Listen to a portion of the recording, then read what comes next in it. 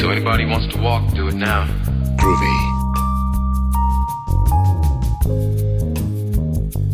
Geez, you're real nice. If I didn't have puke breath, I'd kiss you.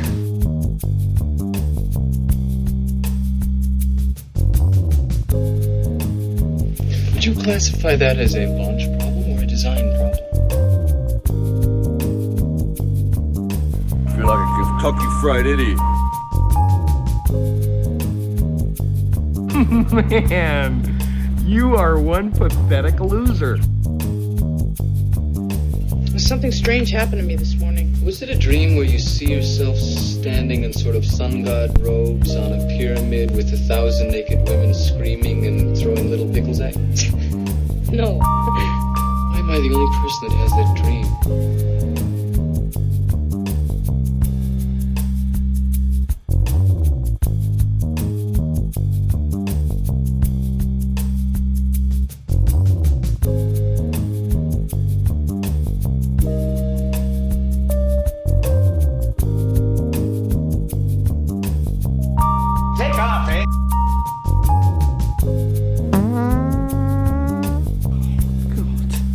Sorry, I farted.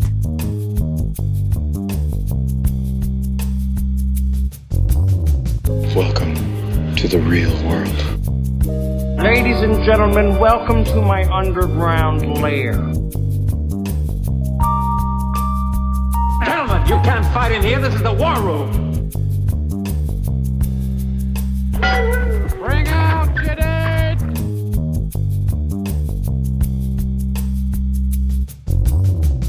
I'm dead sexy.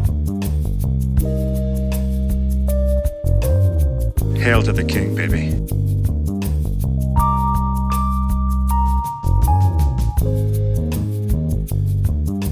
It's good to be the king.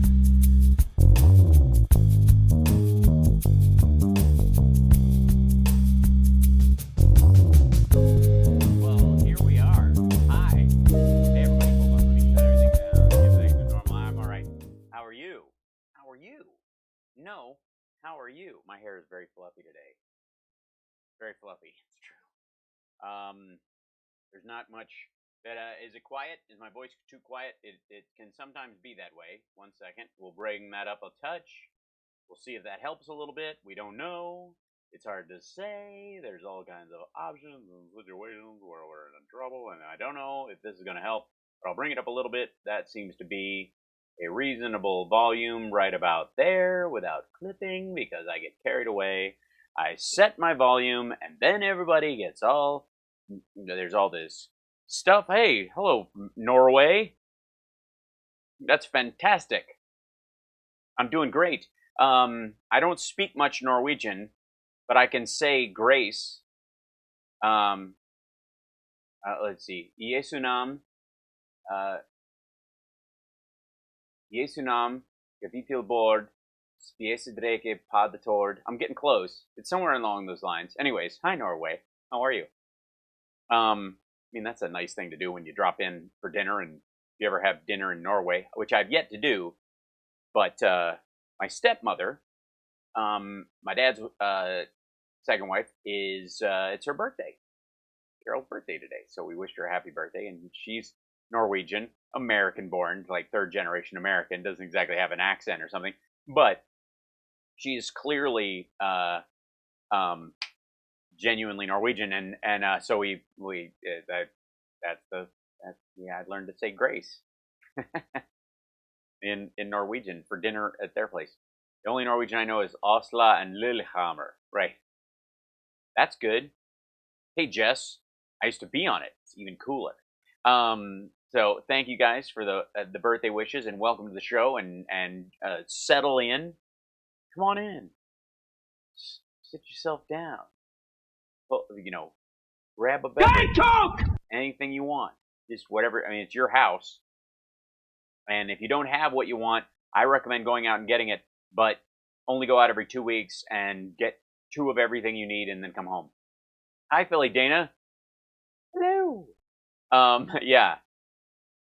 Let's see. So there's a bunch of obviously stuff going on, but can I remind everyone that the story about Trump ignoring the fact that Russia was putting bounties on our soldiers' heads in Afghanistan is still true. And everybody seems to be like, oh, look, Mary Trump put out a book about how crazy he is. Yeah, he bought cheap gifts and paid someone to take his SATs. Yeah, we know. He's a loser. Even when he wins, he's a loser. He'll always be one. That's why he's miserable. Thank you so much. You know, there's a reason why he's a miserable bastard. Is because he's aware that he has either cheated or stolen or you know, frauded his way, if that's a word, it should be, into every success he's ever had. The ones that are even remotely are real, not just the flagrantly made up ones. That's just ridiculous. So, anyways, happy birthday. Is that the Jim Ward? Is Jim Ward in here with us? That would be awesome. Hi, Jim. Yes, my birthday is September 25th. Very important detail. And I'm glad if you would commit that to memory. Always understand that the 24th is Hal Sparks' birthday eve. And we celebrate it by with a fir tree and basically all the good pagan trimmings of a good holiday, you know. Big Germanic saint handing out presents, chimney, that kind of stuff. It was borrowed for another famous birthday, but it was mine first. 3 months beforehand, too. So, hi, everybody. Thank you. Yes, September 25th. It's a good birthday. It's a good, solid one. And I want to thank you to our Patreon supporters. We have gained like 6 in the last couple of days, including the ones that joined us in the actual show yesterday. So thank you guys. That's awesome. And it is my joy to provide this show for you. And it is we all owe the Patreon people a debt of gratitude for making it possible. So thank you. Thank you for the camera. Thank you for the lights. Thank you for the software subscriptions that I have to re-up all the time. Thank you, Carl Jacobson, for helping us buy 666 Fifth Avenue with your super chat, which I appreciate. All super chats are welcome. Just saying. Every little bit helps. Super great. And I appreciate you guys being here, and it's wonderful, and that's it. I keep trying to, you know what? I keep reading all these things about how I'm supposed to, you know, turn this into a professional channel and do all the work that, you know, make this an actual viable thing instead of something my agent talks me out of later on. I've got to do the full court press. Thank you, Tracy. Yes, welcome to Hump Days with Hal. It's a good point. Yes. We're gonna maintain our sanity, folks. We're gonna get through this. Not only are we gonna come out of this happy, healthy, sexier, and more fun than anyone else, but we're going to keep our wits about us and our wit, zing, and come up with actual solutions. That's right. See, when you don't freak out and you don't panic and you manage your emotions in these trying times, then when there's a solution, you have the mental means and wherewithal to actually take advantage of it or recognize it when other people don't. Panic really only works when a bear is attacking you, if the Revenant is any indication, or the Edge. But even then, oh, thank you, Jim Ward. Thank you, Lisa Miamore. You gotta, how am I coping with this Trump crap? I am the coping mechanism. Trump has to cope with me. You understand what I'm saying? Do you guys get this? I got other stuff I can do. I have a career path that's solid. I'm not worried about it. I'm going to be acting and doing stand-up and stuff like George Burns when I'm 100. Okay? So I'm not worried about Trump. Trump will pass like a bad cold. We will have to be there to pick up the pieces, and to do that, you have to have good ideas. You have to be inclusive. You have to be open-minded. You can't freak out. You can't panic. You know. Thank you, Amber. I will always do my best to keep you laughing even at stuff that is god-awful and frightening. So, yeah. The whole point, though, is that you got to get a grip, and maintain it. We will absolutely survive this part and tell stories from rocking chairs about the crazy times we lived in with COVID and stuff. The way grandparents told their children stories of the Spanish flu and World War I and the Civil War and shit like that. I mean, as bad as things are and everybody's freaking out, this ain't 1964, it ain't the Civil War, and it ain't the Spanish flu. So all the stuff we're going through is serious, no question. It needs to be dealt with in a serious way. But even panic only lasts 17 seconds. Then you got to start doing something. You got to start swimming. Get busy swimming or get busy drowning. I think that was is that Finding Nemo? Something like that. This is in the Deliverance version of Finding Nemo? Sure. Hey, Natalie, thank you. That's it for $10, please. Love it. Oh, we have it. However, I don't know that Steve makes an appearance today, but yeah. You can't swim. Well, learn to swim. You gotta, folks, we have to create a situation where this is the time for woodshedding. Because the world is going to right itself. Like I said, look at the footage of like 1920, like after Prohibition. Look at post-World War II. Look at soldiers coming home from Vietnam. Look at, all these large gatherings, the MLK speech, Woodstock. All that stuff happened after the Spanish flu, and all of it happened after the bubonic plague wiped out half of Europe. Shit will go back to some semblance of normal, which is why I do not understand the weirdo right-wing freak out about wearing masks now. It's been a month and a half. Yeah, or TB, absolutely. They used to scoop people up off trains who were caught coughing and put them in a sanatorium. This is, these people are like, they're taking my freedoms away. Like, asshole, it's temporary. It's not permanent policy. This is not, we haven't passed a bill that requires mask wearing, and it's being in the process of being ratified by the friggin' states. It's a temporary precaution.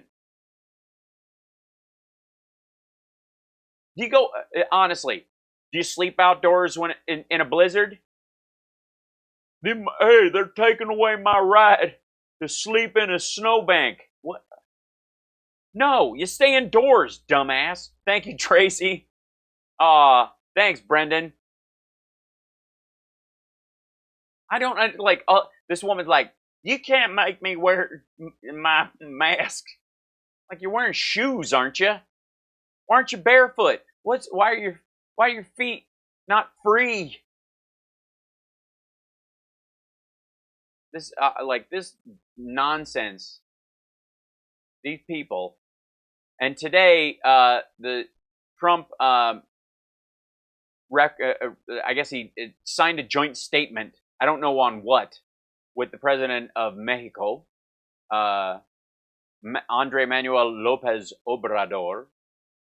I don't mind falling into the whole thing about pronouncing Spanish names with full Spanish pronunciation, even though, like I said, it does not change the meaning of the words. If you went Manuel Obrador, it's not like, who are you talking about? I don't understand the words. Whereas in Chinese, if you change the tones, it's a totally different person. How come nobody on the news actually says Xi Jinping? You know what I mean? Because if you mispronounce it, different dude. Anybody? Tonal language? Anyone? No? Just me? All right. So, thank you, Cassie. I will do my best to keep you sane during this crazy time. It's the whole goal. We gather here, and but for occasional trollage, we manage our state. We attack these things. I'm not gonna let this nonsense freak me out. Good Lord, my hair is very fluffy today. I've got kind of a very swoopy. This side's packed under I don't even know. I got to get a mirror in here or something. Look at this. Look at the length of this stuff. Look at this happen. And it's not as long right now because this thing's pushing it up. I got to get a new headset thing, whatever. I try to be fun to listen to. It's the only goal. And by the way, anybody who's coming through here and trolls, I see you. I can see you. You know, you freaked out QAnon, anti-vaxxer psychopaths. Yeah. I see you. And I want to thank you for dropping by and raising my algorithm and boosting my numbers. I really appreciate it. I appreciate you flapping around in the chat with your nonsense because it's really nice. It makes it so that we know what the argument is and we can kind of go, oh, here it comes. And we know how to deal with it. That's helpful. It's like, you know, like a whetstone. You know what I mean? So we can sharpen ourselves. It's all good. So in the process of this, though, I appreciate you dropping by and behave yourself. I don't care if you flail around and yell stuff, but keep your dirty language to yourself. I'm the only one that can swear here. So there you go. All right. Question for people. Today I was informed by my boss that the outbreak is not going on because more have recovered, so the numbers are a lie. Where would that come from? More people recover from this than die from it. That's not the point.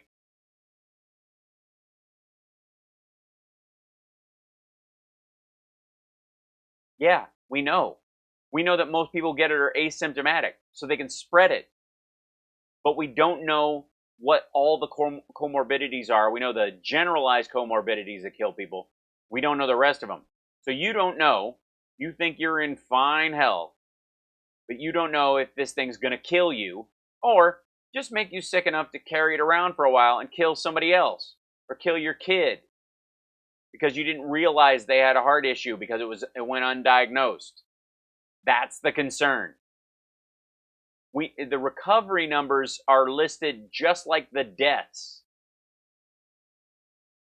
Thank you, James Etling. And the recovery numbers actually only point to, if that's what he's talking about, the recovery numbers only point to people who are hospitalized and recovered, not people who had it. They don't qualify as recovered because they didn't actually get sick enough to go to the hospital. Does that make sense? They just had it. They were asymptomatic carriers who murdered someone else accidentally, at worst. Does that make sense? So, there you go. I still won't go swimming in a pool because the numbers have risen. I'm fairly certain it won't survive in a chlorinated pool, but that's hard to say. Excuse me. Can infants get this? Yes, I want to say a 4-day-old child perished from it. So yes, they can get it. Some of them can get it and survive it as well, but then they have, they can have organ damage because a lot of the recovered people, while they don't talk about this very often, even though people survived it, they end up, there was not, I think 9 lung transplants, 7 or 9 lung transplants, dual lung transplants, and all their lungs are useless, needed new lungs just from COVID. And there are other people with like tissue damage and brain damage because of the ischemic strokes and all the other stuff that go with it. So yeah, do I miss lab rats? I love doing lab rats. It was a joy. So yes, always. They're wonderful people. So let's get to it today. This is the president in a co-signing ceremony. I don't think he takes any questions, so we'll probably just skip to his parts of the conversation. But there we go. I hope Ladies and gentlemen, oh, yeah. The President of the United States and the President of the United Mexican States. Okay. And I'm proud to be an American, where at least I know I'm free. A spattering of applause from strategically placed people. Thank you very much, everyone. It's a nice hot day. It's a nice hot day. We didn't really think about it, that we should probably do this indoors. To put it mildly, Why is it so quiet? we'll make this quick, but it's all very positive, that I can say, and it's my We'll make this quick, and it's all very positive. Why is it so quiet? Is his mic off? What's happening? tremendous pleasure to welcome everyone to the White House. My good friend, President Lopez Obrador of Mexico. We've had a very outstanding relationship. Oh, have you now? Mr. President, we're truly moved that you chose to make Beats the last guy. We're not paying for that fucking wall. your first foreign visit since taking office, very successfully taking office, I might add. He very successfully took office. He didn't fall over his desk. He didn't forget where the pens are kept. He took office very successfully. To be with us at the White House. The relationship between the United States and Mexico has never been closer than it is right now. Really? And, I don't necessarily think that's true. and as the president said a little while ago, people were betting against that. They were actually betting against that. Yeah, why would they bet against us having a good relationship with Mexico? Oh, because what you said about them, about Mexico's not sending their best. They're sending drugs, they're sending crime, they're rapists, and some, I assume, are good people. But it's never been stronger, never been closer. We're doing tremendous job together. Are we? Are we doing We're doing tremendous job together. Language. We're cherished friends, partners, and neighbors. Our cooperation is founded on mutual trust and mutual respect. You know, one thing I will miss? The monotonous, low-energy, mind-bogglingly boring way that he reads. Between the two of us and between our two countries, and we honor the great dignity of both nations. Do you now? With this visit, President Lopez Obrador and I have the opportunity to strengthen the bond we have forged since his impressive election victory more than 2 years ago. A victory the Vice President and Ivanka joined in celebrating at the swearing-in. It was a very exciting day for them. It's nice. A good trip to Mexico. Each of us was elected on the pledge to fight corruption, return power to the people, and put the interests of our countries first. And what's the punchline? And I do that, and you do that, Mr. President. Really? The tradition of great respect between Mexican and American presidents goes back to the early days of both of our nations. Yeah, right. I would guess right after the Mexican-American War. Sometime after that? And in particular, it includes President Abraham Lincoln and President Benito Juarez, who each held one another in very, very high esteem. They were great friends, and they did great things together. And we. Like what? Tell us a story. You just learned this. This is in your speech. Tell us the story about Juarez and Lincoln and what they did together, how they fell in love and fought crime. They never thought it would work. Kind of like a 1800s version of Heart to Heart. Are grateful that this. My name is Max, and I take care of them. Morning, President Lopez Obrador laid a wreath at the memorials that stand to each of these leaders right here in our nation's capital. That was a very beautiful, beautiful ceremony. Our countries are linked by trade and travel, by history and culture, by faith and family. Make sure you speed through this, because it's not like these words mean anything. The United States is home to 36 million incredible Mexican American He's like, what? How did they get in here? citizens. Mexican Americans uplift our communities, and they strengthen our churches and enrich every feature of national life.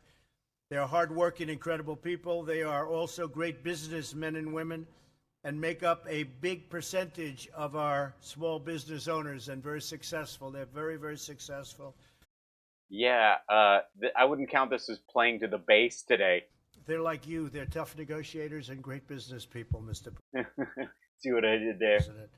Working alongside President Lopez Obrador, we're taking this relationship to new heights and building a powerful economic and security partnership Together, we have addressed many of the most complex issues facing our two countries.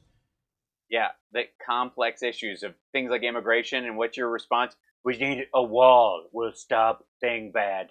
That really went unresolved for many years, and frankly, far too long. Should have been resolved long before I got here. You still haven't passed comprehensive immigration reform. What are you talking about? You've repaired wall on either side of the biggest cross points. But we're achieving great strides and remarkable breakthroughs in strengthening our relationship for decades to come. With everything that we have accomplished, the potential for the future of the United States and Mexico is unlimited. And if you elect Hillary Clinton, there'll be a taco truck on every corner. Count on it. Far greater situation really for both countries than anyone thought possible. Today we celebrate the historic victory we achieved together just days ago when NAFTA was officially terminated, one of the worst trade deals in history, and replaced with a brand new, beautiful USMCA. We want to thank Canada also. I spoke with and will be speaking to the Prime Minister in a little while. While NAFTA slashed wages and eliminated jobs, the USMCA includes groundbreaking labor protections for workers in both nations. This landmark agreement will bring countless jobs from overseas back to North America, and our countries will be very big beneficiaries. We are already seeing the fruits because it started. It's No, it hasn't. the largest, We have 11% unemployment. fairest, and most advanced trade deal ever reached by any country, and it will bring enormous Talks like a dial tone. prosperity to both American and Mexican workers and Canada.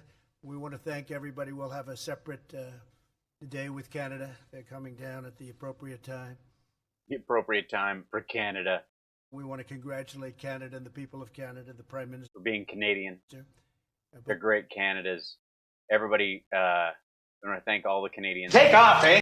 I'm sorry. This has been a tremendous achievement. It's actually the largest trade deal ever made. And we made a big one with China too, but this is the largest trade deal ever made. Based on what? Our two The same three countries. It's the same stuff. governments are also in close cooperation to stop the illicit cross-border flow of drugs and guns, cash and contraband, and very importantly, stopping human trafficking. We're forging critical partnerships across the Western Hemisphere to combat the cartels and the smugglers and to ensure safe, humane, and lawful migration.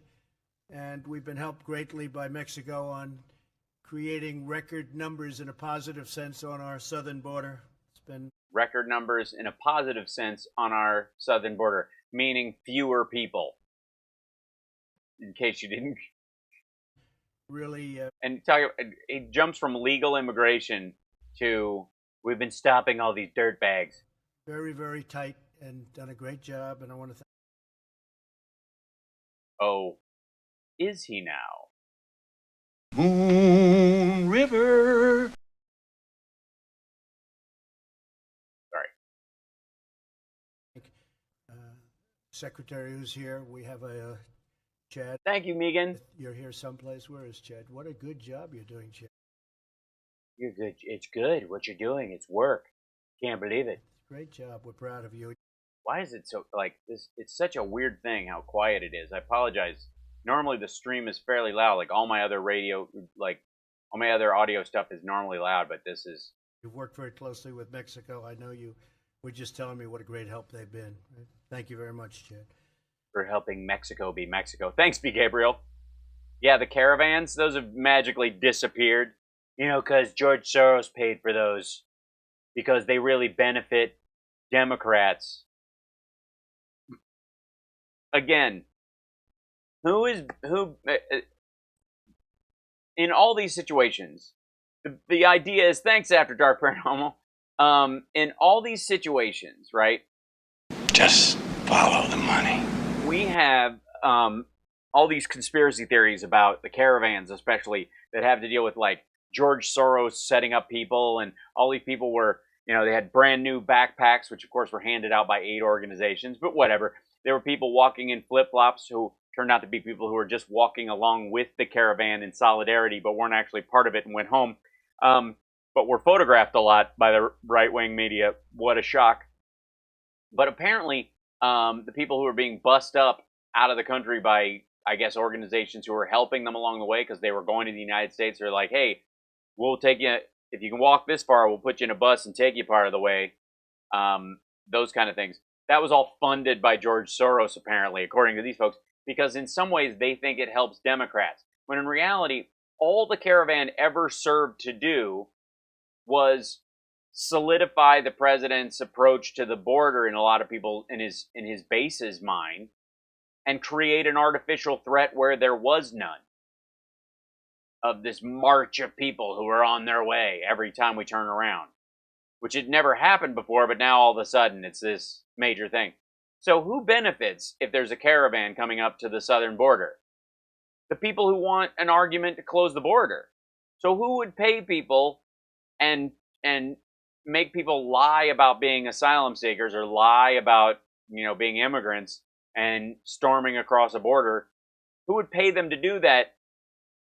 Arguably the group it would help push its agenda, not the group that would cut into its agenda, right? Thank you, Hez. Right? It makes no sense. It is the weirdest argument.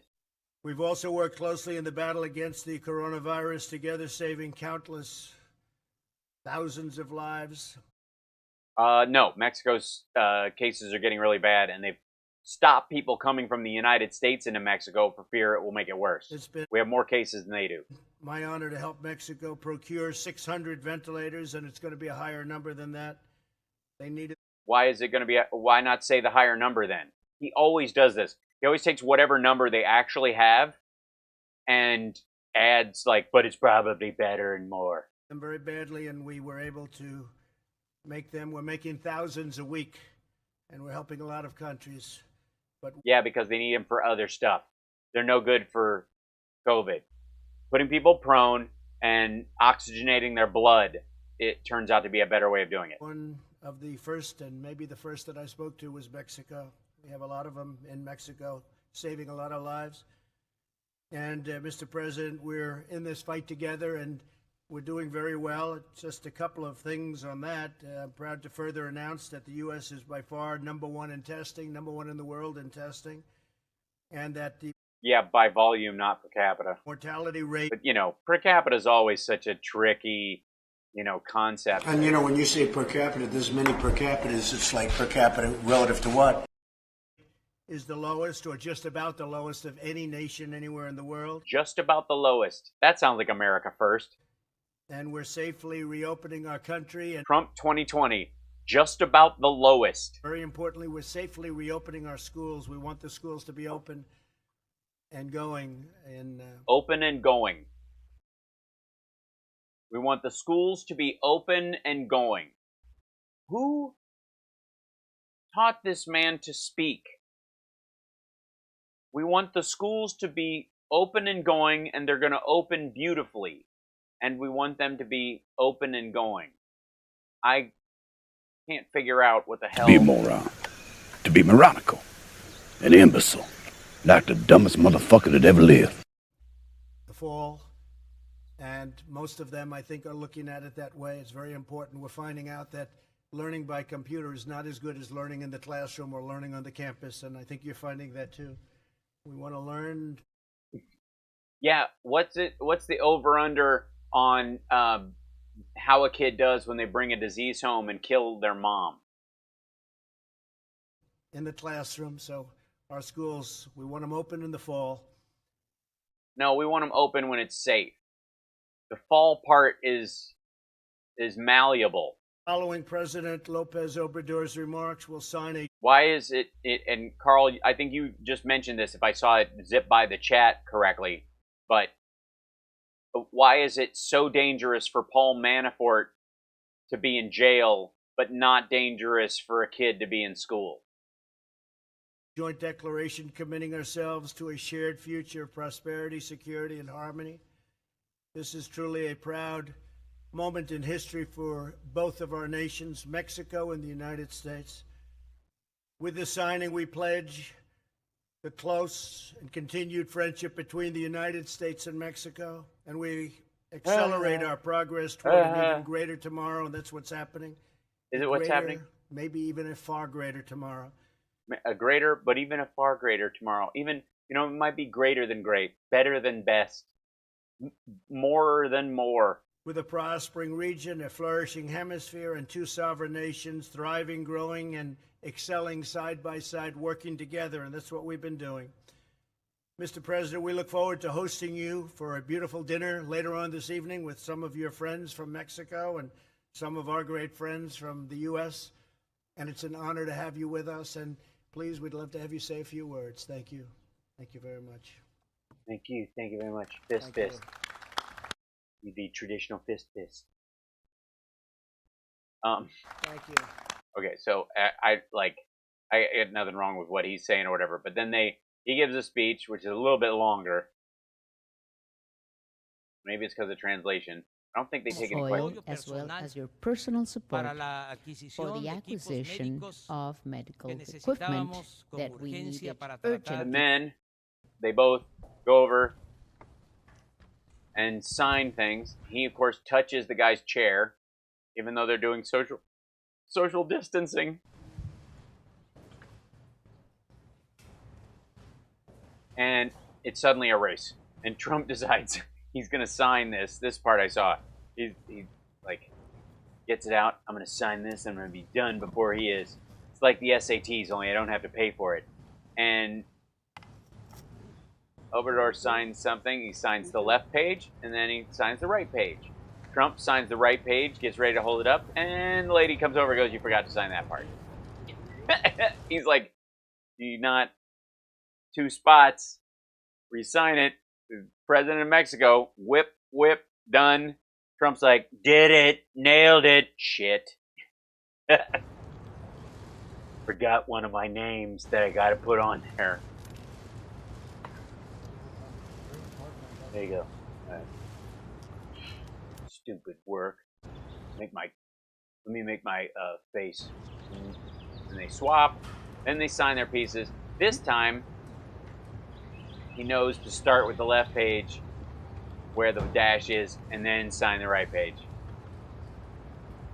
Apparently, the President of Mexico is checking yeah, it's a regular pen, so it's really annoying him. Yeah, his signature is just the most overcompensating nonsense you've ever seen. Now, and that's coming from me. You can see my name up in the corner over there. That's an autograph I worked on when I was in high school. Because one of these days, somebody's going to want my autograph. People are like, "You didn't even," it's true. How do you like that? So I realized at one point that I was just simply signing my signature, and what a stupid idea, because people would have your signature. So I had to make up a separate autograph separate from my signature. There. How'd you do on your SATs? I 740, 780, something like that. It's been a while. Or 780, 740. Forget which one, math and verbal. But anyways, I did quite well. I didn't go to university because I had shit to do. Trump keeps the President of Mexico keeps the pen. Trump is going to toss his into the crowd. Aye! And of course, you can spot Wilbur Ross is sitting right up front by his weird, like, Nazi at the end of Raiders hairdo right there.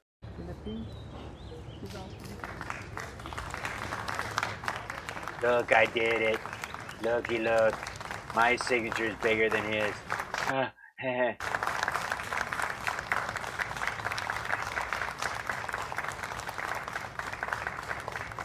You're blocking it. We have to get a picture later. Here, you want the pen? Like, he has to give it to somebody. And he's like, "Thanks. You know we're in the middle of a pandemic, right? Stop handing me shit, you dirty man." No masks. Everybody's right next to each other. Totally dumb. Questions, and they're not answering them. Mr. President, Mr. President, the Russians still taking out bounties on our soldiers. Mr. Mr. President, your niece says you're a nutcase. Mr. President, where you go? Mr. President, not, of course, not you, Mr. Obrador. The other Mr. President. They're probably talking to you. Is your niece a nutcase? I heard that. Wow. So, and then, of course, we hop over because Kaylee had a briefing. Oh, joy, oh, rapture. I've not seen her outfit today, but I'm sure it's a humdinger. Oh, there's a lot of dangle before this one starts. Where's she come out? Yeah. Come on. Ladies and gentlemen, please welcome. And the President of the United Mexican States. I was kidding, but that's funny. 1 second. Pause. Oh, that's why. 1 second. There. This is live. Thank you. Hold on. Thank you very much.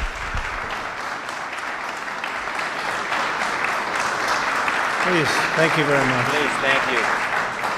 I just had my face oranged. I had to wash my ears, so they're gonna stand out a little. Oh, here we go. This evening,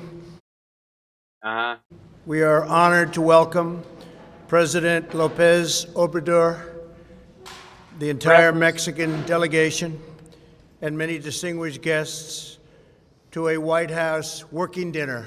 We've been working all day, and we'll be working for a Dinner's not ready yet, so we're gonna finish cooking it while we're sitting there. little while longer, but It's gonna be. Dinner's not ready, and we finished all of our glad handing and signing of shit, so we're just gonna call it a working dinner because I'm gonna bitch all during dinner about the fake news and call it work. honor to have you in the White House. Tonight's gathering follows a productive day of meetings and concludes an exceptional visit in which we made tremendous strides on behalf An exceptional visit, folks. This is of our countries. This wasn't your normal visit. There were double-handed cards exchanged and LinkedIn profiles gotten from people's QR codes. To your great president, I would just like to say that it's been a profound privilege to have you with us today, and it's a profound privilege to have you as my friend. We've had a great relationship right from the beginning, and I think that maybe was against all odds. Which is, I think, a Phil Collins song, but how can I just let you walk away? Just let you leave without a trace? When I'm standing here, taking every breath. Ooh. A lot of people were betting against it. Yeah, why would they do that? Because you called his people rapists and murderers, and that his country was sending drugs. See, there's a difference between saying, you know, Mexico doesn't do anything about these cartels coming across the border. They let these people go through, and they don't do anything to stop them. They could stop them. There's a big difference between that, which is in and of itself touchy enough, and saying they're sending crime. They're rapists. See the important linguistic distinction there? But they've learned not to bet against us, I suspect. No, actually, there's Vegas right now is betting against you if you look at the odds. What are you underwater 19 points right now? You bloated sap. Why don't you kill more Americans by being lazy? Why don't you golf during the next emergency? I know they've learned that in Mexico. Really? Are they teaching in the schools now? Part of it, USMCA, was they teach a class on Trumpism. It's now Art of the Deal. Oh, I think that's what you call it in Spanish, right? Ardo of the Dealo? Is that what it is? I think it is. It's been translated into a lot of different languages. Pig Latin. The people of Mexico and the United States are joined together by shared values, shared faith, and shared future on this beautiful continent. We're both proud sovereign nations built over generations by the sweat, sacrifice, and devotion of hardworking people who love their country and who give everything they have to create a better life for their beautiful children. Which is why I'm going to announce I'm moving to Juarez right after this. In the United States, the extraordinary contributions of Mexican Americans are felt in every industry, every community, and every facet of our nation, from art to Oh, he had a big rail before he came out for this one. commerce to science to medicine. The Mexican people are incredible. They upheld And the president of Mexico is like, please don't, please don't, please don't. our highest values, God, family, and country. Is the smell bothering him, or because it looks like he's doing a full like lean away? God. Sorry. I farted. They launch small businesses, propel industries, and they serve heroically in police departments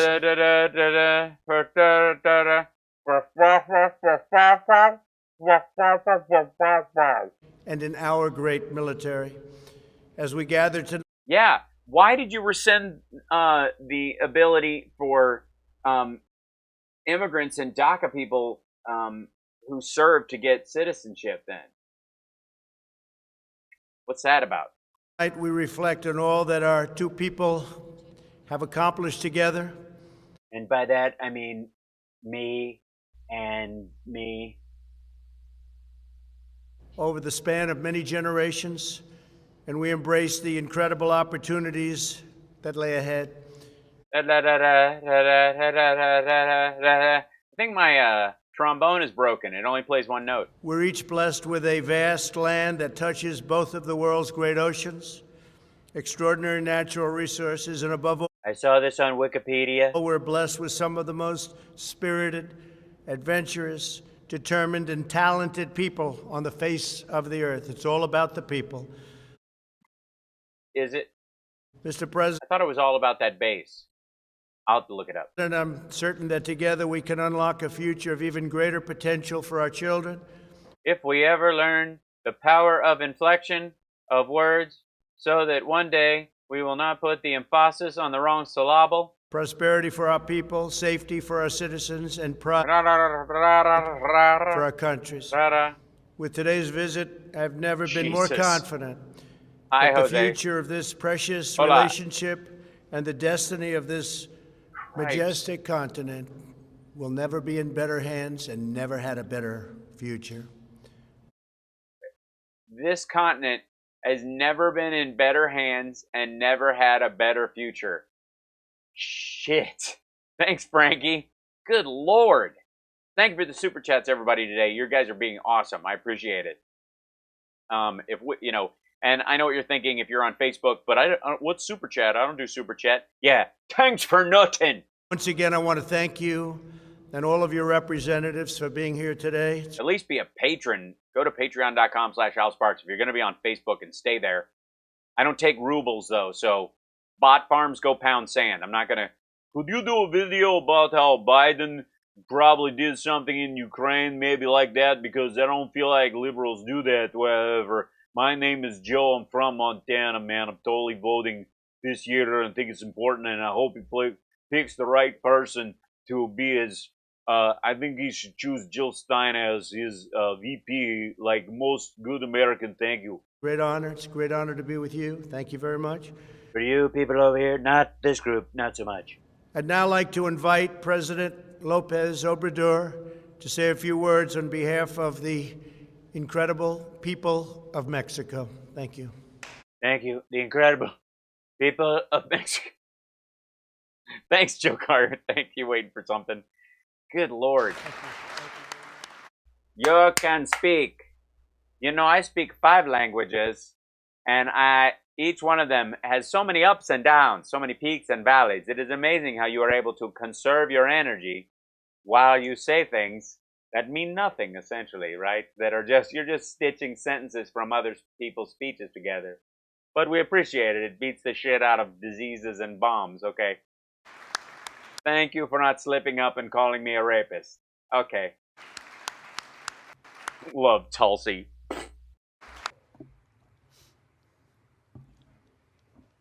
Okay.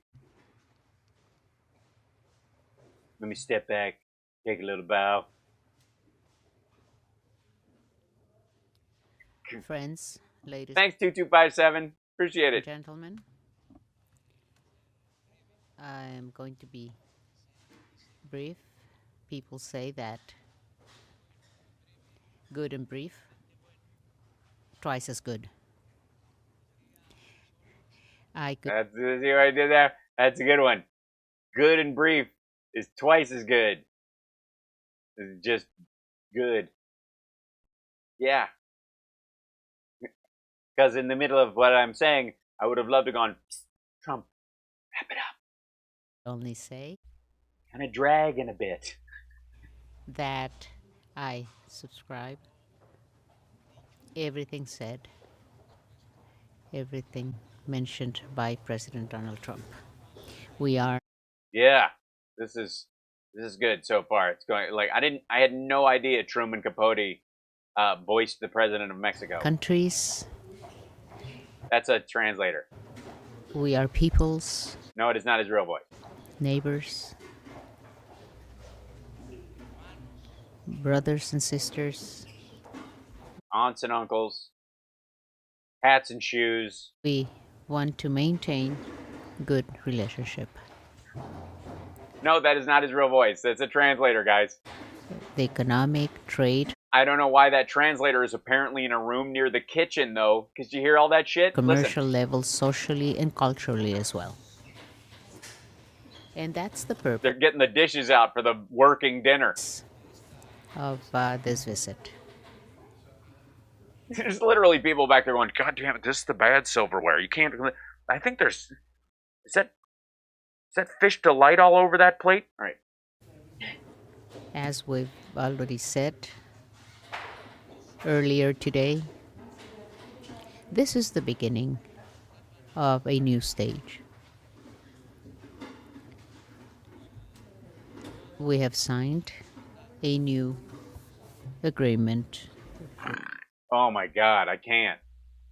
Please, and this is live too, ish. Please just, can we catch up to this stuff wherever it was? He said good and brief is twice as good.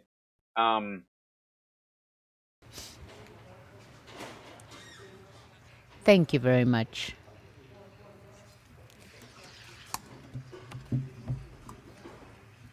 See, it's just the sound from wherever the translator is. Thank you. No questions, just splitting. Dude is not going to he is not chancing that anybody is going to ask him about the Russian bounties. That's all this is about. This son of a bitch, beyond the whole, like, we got to get our schools open. He's not taking questions from anything. Look at this. They walk out, pow. Gone.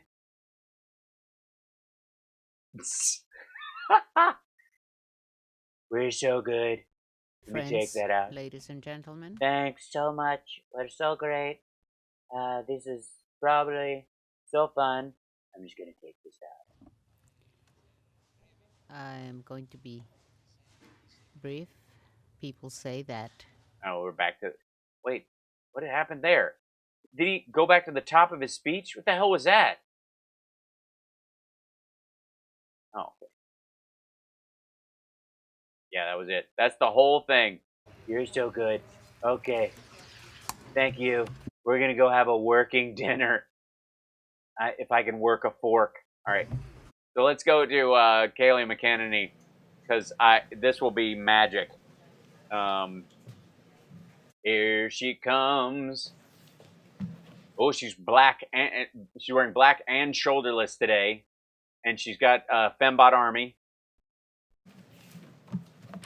One girl's wearing black because she listens to the memo, okay, and then the girl in nude is like, "What? Who's jockeying for my job?" Hello, everyone. Good afternoon. Today, Hi. President Trump, welcome to the White House. I love how this girl over here has the in the yellow dress is holding a shotgun mic at her. I'm from NPR or whatever. Like, I don't know if she works at the White House and she's in charge of sound for them, or if she's with one of the newspaper. But she looks like she's holding a Geiger counter, or like this device can sense evil. Wee! Can't hear a word she's saying. President Lopez. I just realized how tan I am too. And if you'll notice, my ears match my cheeks. which is weird. And my eyes are white. See, so you know that I'm not monkeying around with the. And see, that's the front of my hand, back, arms. Everything's generally the same color. There's not this weird kind of like stops at my chin. Obrador of Mexico. Thanks for subscribing. Yeah, anybody who wants to subscribe using your Amazon Prime account at Twitch, you're more than welcome. Hi, Twitch people. Hello. The meeting reaffirmed the incredibly strong ties between... Thanks, Ninka, for gifting the Tier 1 sub to Brat. That's really cool. Brat, behave yourself. President Obrador and President Trump. The leaders noted that many people have bet against their ability to work together in a... Yeah, we saw that. It wasn't because of President Obrador. Nobody was going, oh shit, once Obrador gets in there, Trump's in for it. Yeah, that wasn't the problem. It was the whole, they're sending crime, they're sending drugs, they're rapists, and some, I assume, are good people.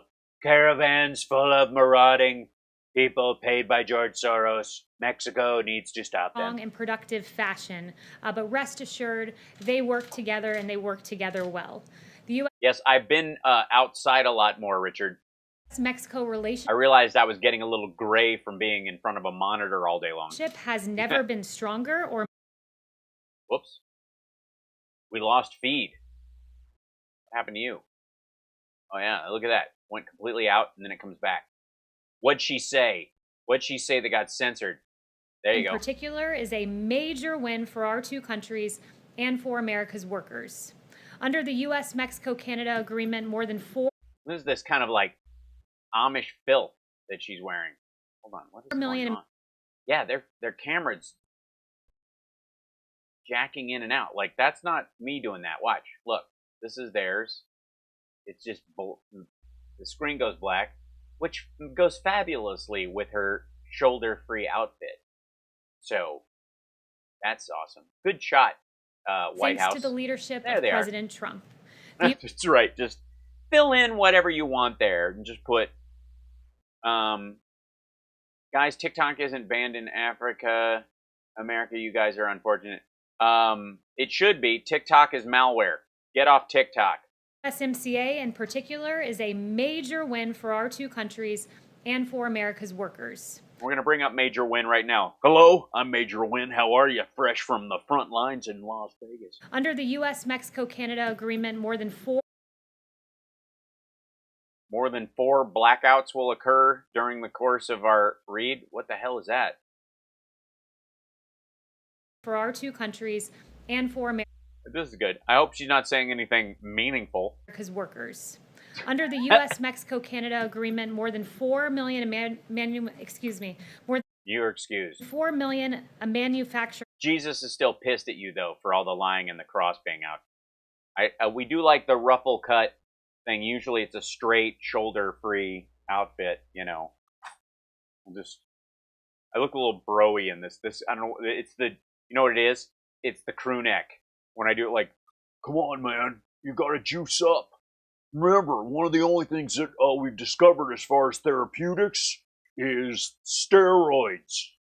Yeah, not dexamethasone is a specific kind of steroids. We're gonna shut up, dude. Anything out of horse testicles is good. All right, so jobs will be 4 million more than 4 million. You're excused. Manufacturing jobs. In manufacturing. Is that what they call manufacturing jobs in Mexico? Is she having a hard... Was she making an Emmanuel labor joke back? Yeah, that's what that is. That's when your joke that was floating in your head punches forward and sneaks out past your mouth. In manufacturing jobs. Oops. Be regained that were lost under NAFTA. This to Mexico will be a huge influx of American jobs that were lost under the failed NAFTA trade deal that went into effect. In addition, tens of thousands of manufacturing plants were lost because of NAFTA. We want to bring those on shore. Yeah, no, they weren't. And the USMCA will go. Yeah, no, they weren't. They didn't go to Mexico. manufacturing that you're talking about went to China. Had nothing to do with NAFTA. Long way in bringing back those regained that were lost under NAFTA.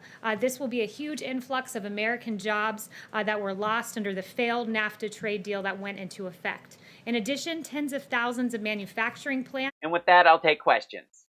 Good Lord. We just heard all this from him, so. This White House. Hold on.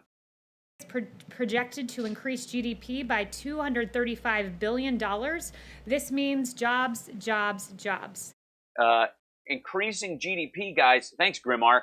They're gonna increase GDP by $289 million. We just spent $6 trillion in 8 weeks. And during today's meeting between the presidents, we could have just blown this whole thing off, shut the country, and built factories. Official from Mexico noted that many consider the USMCA. I can't bring on Hallie right now because it'll crash my software. They need to do an update first, and then I'll be able to bring her back.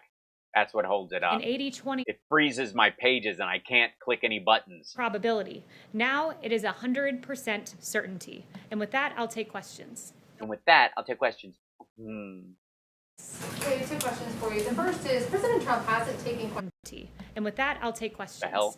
Yes. Okay, 2 questions for you. The first is, President Trump hasn't taken questions from White House reporters in 2 weeks. While we always enjoy talking to you, this White House likes to say the president is the most accessible in history. Questions from White House reporters in 2 weeks. While we always enjoy talking to you, this White House likes to say the president is the most accessible in history. So why hasn't he answered questions for 2 weeks amid a pandemic? This president routinely answers questions for 2 weeks amid a pandemic. This president routinely answers questions. He's more accessible than any of his predecessors. I'm sure you'll be hearing from him soon.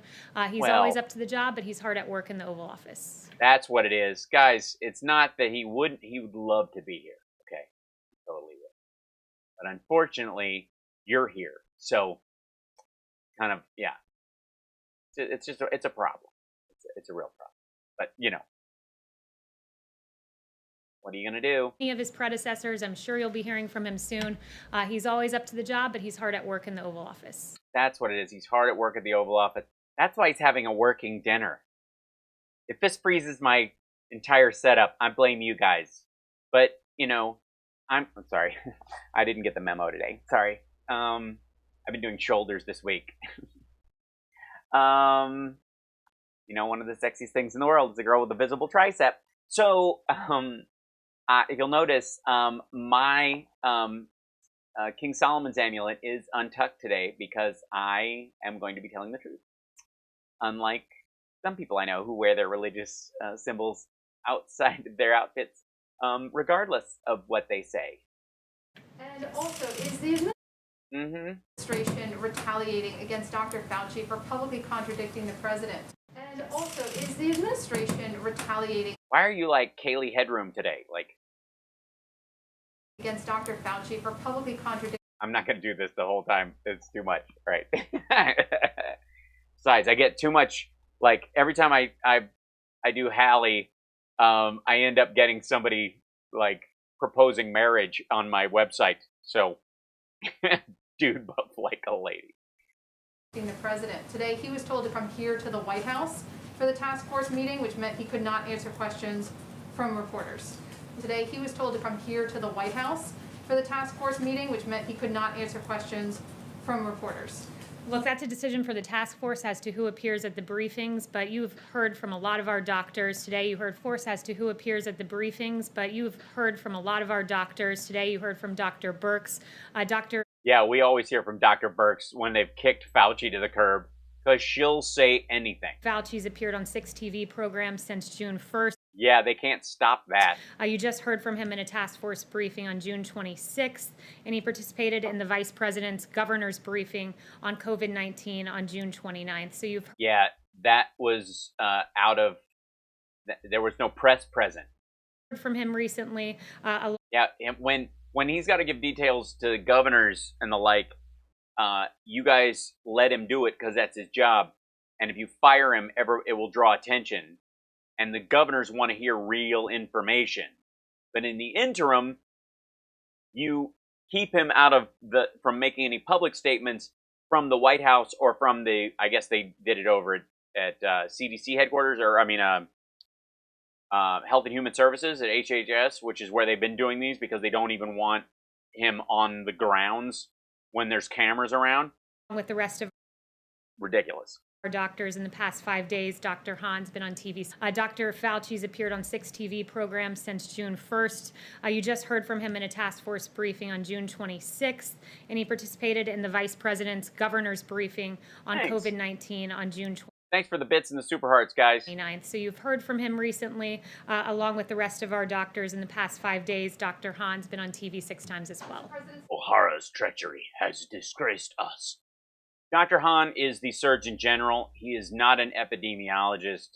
He is a GP, insofar as I know, and he was, I guess, a Navy doctor. Is that what he was?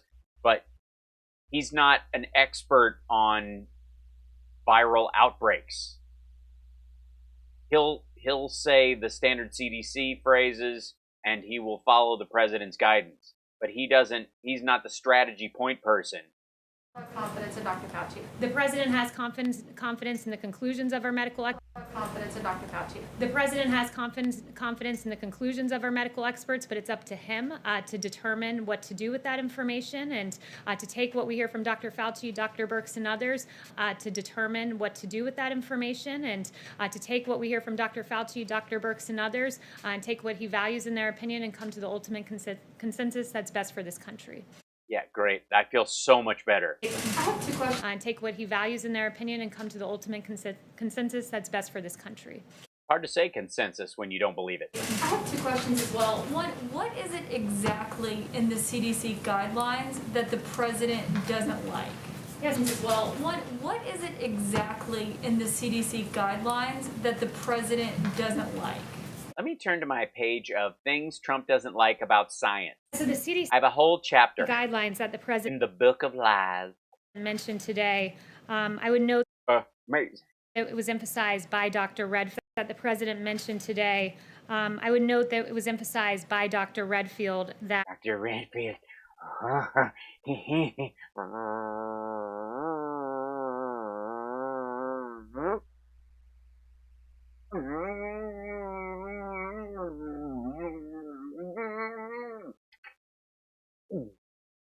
Delicious.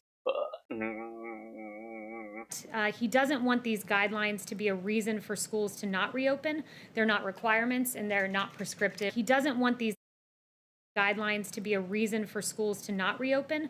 They're not. Well, then they're not guidelines, and they don't actually benefit anyone. Requirements and they're not prescriptive. Why would the CDC put them forward if they weren't best practice? Why would schools do them if they are not following best practice? These are children. And that's per the CDC director. Right, but what is it that the president thinks is too strict and too expensive and too... And that's per the CDC director. Right, but what is it that the president thinks is too strict and too expensive and too impractical, as I think the word is? So one of the things is in the guidelines, which I would note that in these guidelines... Impractical, as I think the word is. So one of the things is... I'm going to have to go to their to the White House's site if this is Fox's YouTube page being choppy like this. This like Kaylee headroom business is nonsense. In the guidelines, which I would note that in these guidelines there are 28 implicit acknowledgments that these guidelines aren't even feasible, and 18 implicit acknowledgments that these guidelines aren't even feasible. 18 times it's mentioned that some of this might not be possible, and 9 times it's mentioned that some of this might not be feasible. So that's embedded into the guidelines. Does the president know the difference between possible, plausible, and feasible? And do you have broccoli in your teeth? And one specific example I'll give you is on food services. Have children bring their own meals as feasible? Well, there are 22 million children in this country who depend on these meals at schools. Oh, wait, now Republicans give a shit about school lunches and understand that a lot of children, that's their only real meal of the day? What a turnaround this has been. Welcome to a new America. That's right. The Republican Party and the President of the United States have finally recognized that school lunches are an essential part of the nutrition of kids. Like, living in this country, surviving. That's brand new. And on access to nutrition in schools, that some of this might not be... Hold on. All right. screw this. I'm dumping back over to hi. How are you? I'm gonna find the I think they put it on the White House's page, and we'll see if it plays a little better on theirs. Hello, everyone. Good afternoon. Hello. Administration retaliating. Means jobs, jobs, jobs. Job. Predecessors, I'm sure you'll be hearing from him soon. That's Fauci. Dr. Fauci's appeared on 6 TV programs. What is it exactly in the CDC guidelines that the president doesn't That's an like? angle. Yeah, so the CDC guidelines that the president mentioned today. And why did we cut to security cam footage of the reporters? I would note that it was emphasized by Dr. Redfield that he doesn't want these guidelines to be a reason for schools to not reopen. They're not requirements and they're not prescriptive, and that's per the CDC director. Right, but what is it that the president thinks is too strict and too expensive and too impractical, as I think the word is? One of the things is in the guidelines, which I would note that in these guidelines there are 28 implicit acknowledgments. Okay, and listen, by the way, listen to her describe this guideline element and how it actually is worded. And then tell me why her argument is reasonable or logical, or that she has any reading comprehension at all at this point. That these guidelines aren't even watch for the word feasible. Feasible.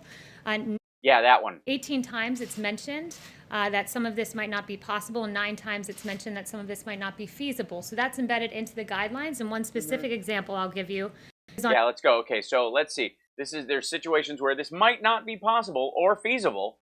Give it to us, Kaylee. Come on. Food services have children bring their own meals as feasible. As feasible. That's a guideline.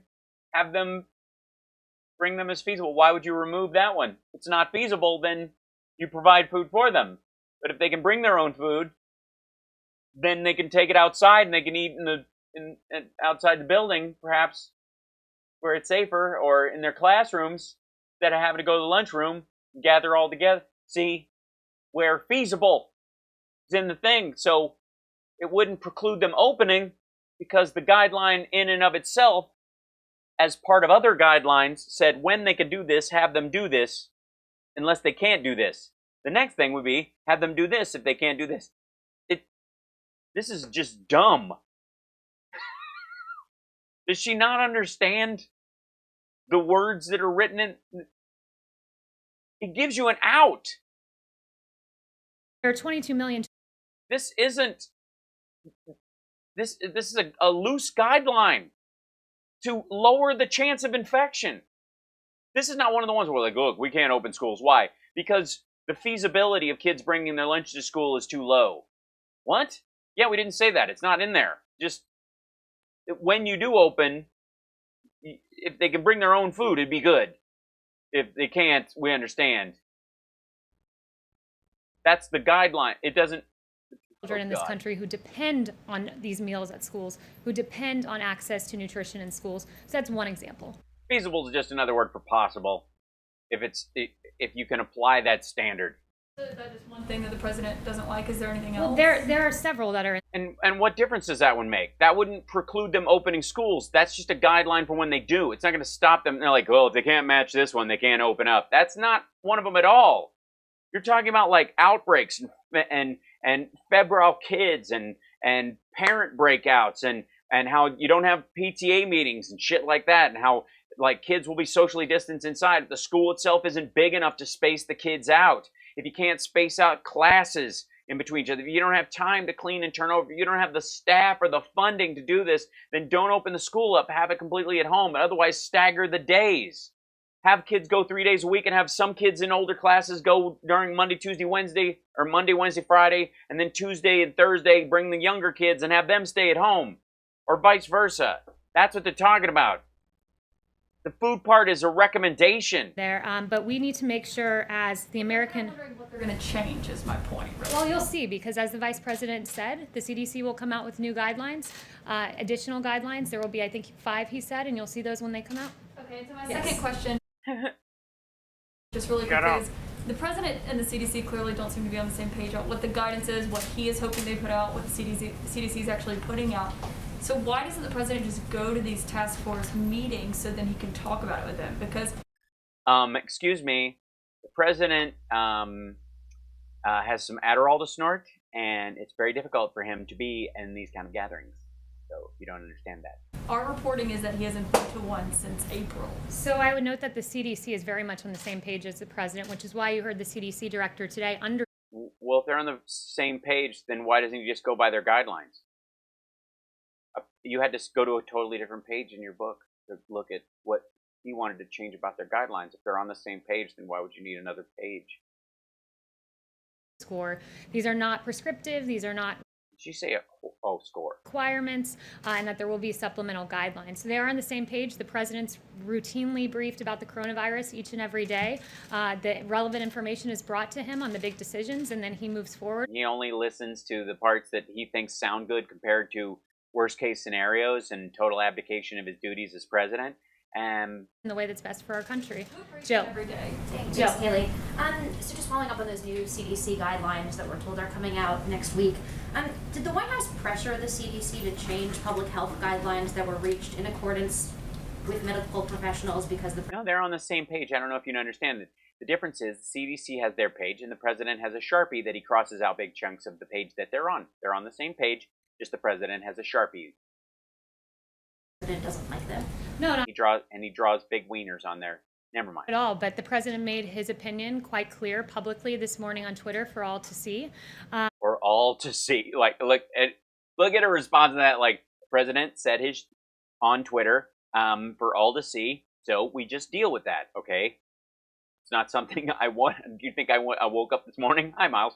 I think I woke up this morning wanting to deal with this crap, but it's on his Twitter feed, and we all just have to get through it, okay? So let's go. And we would note that guidelines, and I would underscore the American Academy of Pediatrics, because it is an organization that's made up of 67,000 pediatricians that they represent. They are very adamant about kids needing to go back to school, and they said school policies must be flexible and nimble in responding to new information, and administrators must be willing to refine approaches when specific policies are not working. Thank you, Mark. Policies should be practical, feasible, and appropriate for child and adolescent's development stage. Yeah. That has nothing to do whether or not it's safe to go back to school at any time. Like, you could literally apply that to any schooling. That statement from the American Academy of Pediatrics or whomever applies to all school. It should be appropriate to their age range. It should be flexible to the schedule that they live in, so that you're not sending kids to school at 4 a.m. just because you arbitrarily decide so. You're not releasing kids into parking lots and calling it recess. Yeah, we know.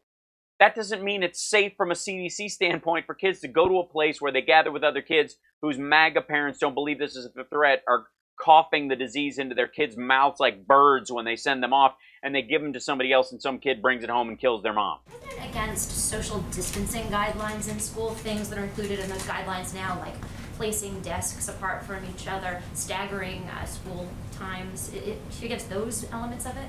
So I'm not going to get into each and every element. I don't know about details. That's not what this is about, okay? I'm just dealing with tweets and making you look like assholes for bringing it up. That's my job. And where he stands on it. The president wants us to go back to school safely. Our children depend on it.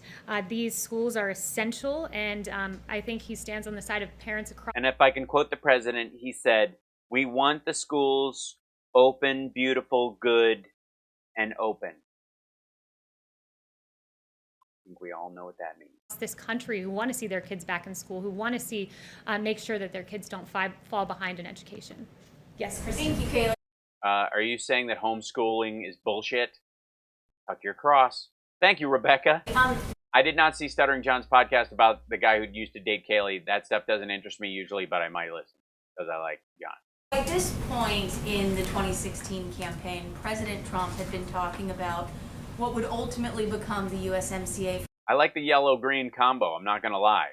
More than 9 months. So when do you think we can expect President Trump to detail his priorities for shoulder-free military outfit? Is like a second term? I think you hear him talk about it quite often. Do ya? More trade deals are on the horizon from this More trade deals. That'll do it. You know what we've been doing that sucks? More of that. president.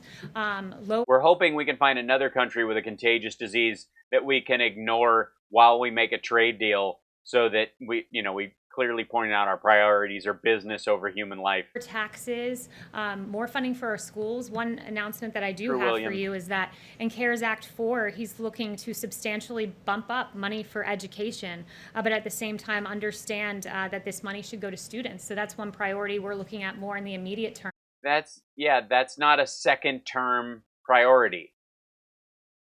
Here's his priority. You want to hear it? Replacing Ruth Bader Ginsburg. That's it. That's the whole point of a Donald Trump second term. If they can get another justice, that's it. He doesn't have a plan. He wants, and maybe to stay out of jail. Supporting our schools, supporting our families. He's talked about payouts, stimulus payouts to Americans that worked very well the first time. It's something he's mentioned for a phase 4. He's talked about payroll tax holiday, which would be a big tax break for America's workers. So those are a few in the immediate term, and you'll be hearing a lot more about a second term in the coming months. Great. Sounds good. I mean, no time like the present. We're time to...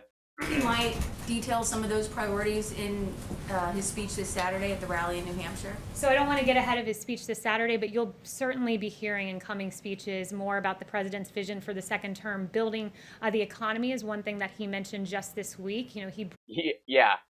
I think next year is going to be the greatest year we've ever seen. You mean when the economy snaps back and recovers and a bunch of people who've been kicked to the curb in the job market stay there, so companies are more profitable using fewer employees, which always adds to their bottom line, which improves their stock price and the dividends that they pay out, so it raises the stock market? You mean that part where we're at 6% unemployment because the GDP goes up when that happens? You mean that kind of thing? Brought the hottest economy in modern history once. He wants to do it again. He did that through deregulation, through lower taxes, and that led to historic low unemployment for Black highest Americans. Deficits in the history of the world, and having to dump, like, this is, okay, think about the cost-benefit analysis of jettisoning the pandemic response team just because Obama put it there and you didn't want it around. You just didn't, and using it as an excuse that it costs a couple of $1 million a year, that it has a $4 million budget a year to track pandemics and build a response anytime that there's a problem. Imagine jettisoning that program, saying it's too expensive, and the resulting catastrophe from you doing that costs the country $6 trillion. Imagine being that shitty at business. Hispanic Americans, disabled, our veterans, and those are the kind of policies, conservative policies he's looking at for a second term. And anything that you could say to Republicans on Capitol Hill who have talked to reporters and said that they would like President Trump to perhaps be a bit more forceful about what exactly he would intend to do? Well, the president's been very clear. I mean, I just mentioned to you what he wants in CARES Act 4. Yeah, that's already a month behied CARES Act 4. Mentioned some other things. So he was hoping that one of the original villains from CARES Act 1 would show up, and that they would have a higher body count than CARES Act 1, and that hopefully more explosions, that it would be a real, like, kind of, family film, yet with action. He's very vocal about what he... CARES Act 4. CARES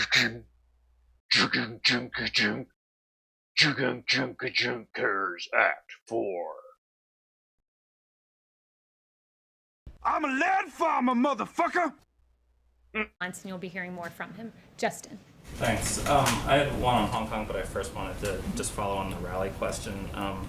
Just before you came out, the director of the Tulsa Health Department said that the president's rally very likely contributed to a surge in coronavirus cases in the city. We know that allies and advisors of the president also have tested positive since Tulsa, and in New Hampshire, masks are recommended but not required. So I'm wondering, first, why the president continues not to require masks at his rallies, considering... They're going to pass them out and suggest you wear them, but they will not be mandatory because where we go one, we go maskless. And you have to understand that one of our best supporters just ditched out on us, Kanye, and is running against us currently on an anti-vaxxer ticket, which we were going to corner going into the election. So if we start wearing masks now or insisting on them, we're going to lose that ever-important Kanye QAnon nutcase voter. Seeing the public health outcomes that come from it, and whether that or other changes or something. Amy, I have no idea. That he might look at going forward. The president's been operating in accordance with CDC guidelines, recommended but not required. But as he's recommended but not required. No. Goldman Sachs did their own study with all the economies in the world and the medical labs and said if we had a nationwide mask standard, it would increase GDP by 5% on its own. Recently, if you know, the super left-wing Goldman Sachs he weren't tested every day and he was in a situation where he couldn't distance, he would wear masks. We hand them out. They're handed out by the campaign, rather, at these events, and there's ample hand sanitizer, and it's people's individual choice as to whether to go.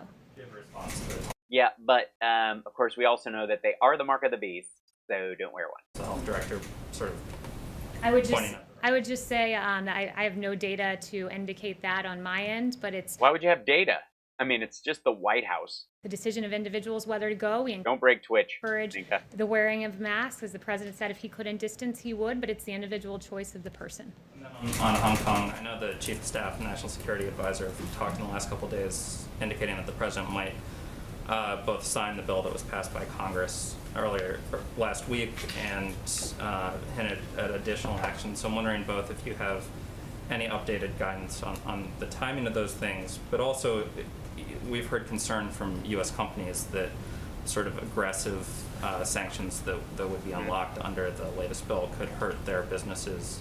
Yeah, like it would be hilarious if Kanye appeared suddenly and bumped him like, I'm going to let you finish, Kaylee, but I just want to say that Donald Trump does not like black people. In Hong Kong and China. And so you mean Bush, whatever. I'm wondering if you could kind of talk through the administration's thoughts about balancing, how aggressively you would be sanctioning Chinese officials versus U.S. business interests. So I'm not going to get ahead of the president on what we don't know, is what you mean. Our actions on China will be, but you will. Yes, are there? Do we have them? Hearing about some upcoming actions that pertain to China, so I can confirm that. Yes. Yes. Thank you, Kaylee. So still on Hong Kong, this morning, Robert O'Brien said that China has basically annexed Hong Kong. Can you explain what he means by that and what the administration plans to do about it? I think his words are quite clear. We've been quite clear from this podium that Hong Kong's special status is at risk because of the Chinese actions. So, just to follow up on annexation, what are the administration's plans on actual plans of annexation from the Israeli on parts of the West Bank? So I won't get ahead of the president on those actions. We don't know. Yes. Jeff. Whenever she says, I won't get ahead of the president, it means they don't have a policy. Thanks, Kaylee. And by the way, it's completely understandable because the situation with Hong Kong and China is brand new. It has not been going on since 1997. And the situation on the West Bank between Israel and the Palestinians is, that's so new, nobody has a grasp of who's who and what's what and why and who lives where. It just all popped up out of nowhere. It's not like you'd have a plan. Education before. The president said in his tweet this morning that he might take funding away. First of all, why would he want to take funding away from schools? Second of all, which funding is he referring to specifically? And thirdly, yeah, hashtag defund the schools. Is that Trump's 2020 plan? What authority does he have to do that, given that most public schools are funded by local property taxes? So yeah, he has no say? I would note that what I said to Kristen just a bit ago, he wants to increase funding and cares for education, but he's... Yeah, but that doesn't... Increasing funding in the cares for education actually relates to student loans. I don't know that there's anything in particular in there except that they're going to give more materials like for masks and PPE and stuff at schools and cleaning supplies and extra janitors maybe. Looking at potentially redirecting that to make sure it goes to the student, and it is most likely tied to the student and not to a district where schools are closed. And I would note that he said this is something he may consider in the tweet. I heard what you said with regard to CARES, but with regard to the president, he was saying that as I guess, a threat if Democratic governors or officials don't open schools in the way that he wants them. I'm just wondering, again, what authority he would use to do that. He has none. He's talking out of his ass.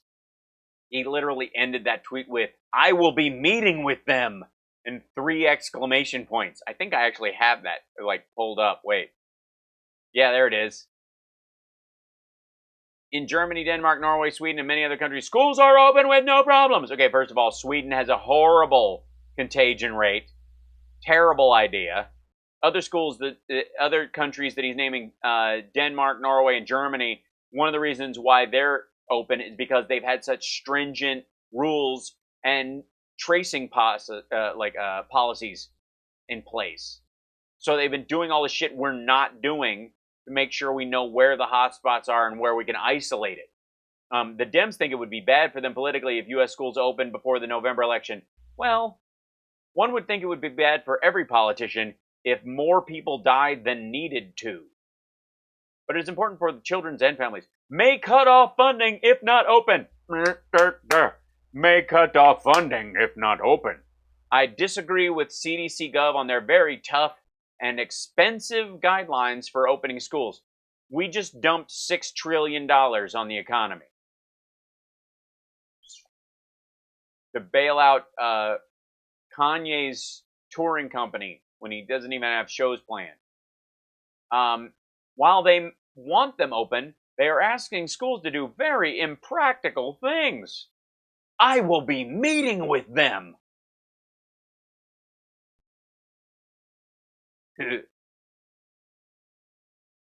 Unbelievable. And which specific funds he's targeting.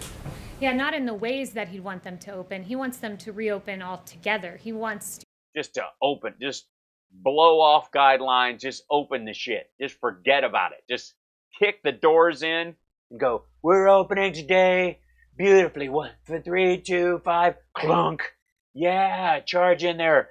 Get your learn on. to be welcomed back to these schools. Anybody who coughs gets expelled. Because there are real consequences. After you cough on someone, of course. Let's be clear. You can still cough for a while. Maybe after like 3 days of coughing, you're expelled. Maybe 5. I don't know. We have to keep the schools open, though. We're talking about here.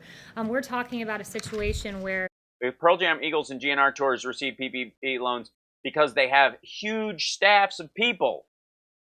And they were ongoing. That's not weird, Krista. There's a bunch of, like, My Chemical Romance and other people got PPP loans because they have more staff than they have band members. The band members aren't getting PPP payments. That's for the roadies and the audio engineers and the sound guys and the techs and the lighting guys and the people who tour around and do this stuff. you have the American Academy of Pediatrics talking about the negative impacts of children not in schools. Well, yeah, truancy is a problem. Learning deficits is among them. There's increases in child and adolescent physical or sexual abuse because you don't have people reporting and notifying. Yeah, that's the primary purpose of school in your mind. That's what happens most at school. Jesus Christ. Teachers and what vision of the average American must these monsters have? How about outreach? They go, hey, we got to keep schools closed because it's dangerous. So we're going to give extra funding to Child Protective Services to do a well check on every kid in the district. We're going to provide states and communities with the funding to be able to do that. If that's your concern, do that. You don't just chuck them into a contagion zone. You know, PE teachers and school personnel.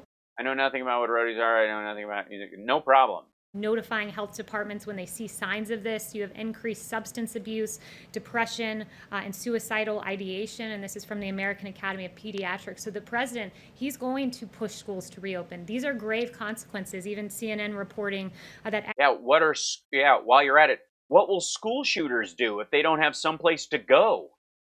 Just shoot up their house? Where's the fun in that? Go back to skinning neighborhood cats? I mean, honestly. Experts believe that the recent decline in calls to child abuse and neglect hotlines might really mean more cases are going unnoticed. This is unacceptable, and our schools are essential. Wait a minute, cases of COVID are going unnoticed because kids aren't going to school with the disease? You're shitting me, right? I had to have misheard that. I was reading, there's a possibility. Let's see. He's going to push schools to reopen. These are grave consequences. Even CNN reporting that experts believe. Excuse me, CNN is fake news. Everything they say is fake. I don't know why you're quoting them. You are fake news. If you're quoting them, why would you do that? That the recent decline in calls to child abuse and neglect hotlines might really mean more cases are going unnoticed. This is unacceptable, and our schools are essential. Okay, so she's talking about the abuse lines have gone down during this time. Yeah, or there are simply fewer cases of that. There's obviously been a rise in domestic violence, so maybe those calls are kind of encompassing everyone in the house. So not specific to just the child abuse. There's a whole abusive situation at home. But public schools are not there as an anti-abuse bulwark against it existing. And you don't threaten the safety of every student bringing a contagion around to kill their non-abusive parents or grandparents or neighbor or sibling. Because, again, do well checks on anybody who's at any time been on a red list. Go to schools and go, yeah, which students do you have that you have let's go through all the books right now. Who are you worried about? Who has a problem at home? Who do you think's coming in? Anybody with a spiral fracture of the forearm, is top of the list right away. Any kid with weird bruising, any of that stuff. Anybody named Luca. And we're going to go door to door checking on these folks. And our teachers are essential. Do that. Why don't you do that if you really give a shit? Workers, and he wants them to open, and that's why he's speaking out so strongly about this. He's not worried about child abuse, and that's why he wants schools to open. He wants people to go back to. He wants kids to go back to school so people can go back to work, and people who go back to work can make more money and reopen the economy faster. Because he thinks if the dip isn't gone by election time, he's screwed. If we're at 8% or 6% unemployment on election day, he's done, and he knows it. And instead of doing the real work it takes and speaking honestly with the American people and going, look, this is fundamentally one of the worst things this country has ever experienced. And we're going to get through this together.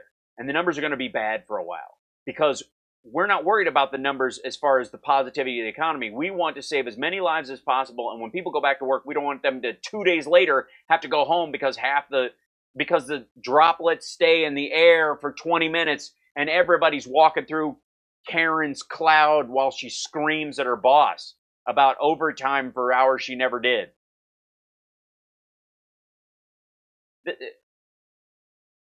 If he had spoken honestly about the threat posed by this disease from day one, he could have found a way to message going up to November 3rd a 8% unemployment. Honest to God, a real leader dealing with this kind of stuff could actually handle something as horrifying as this. But his whole thing is, gotta pretend it's not happening.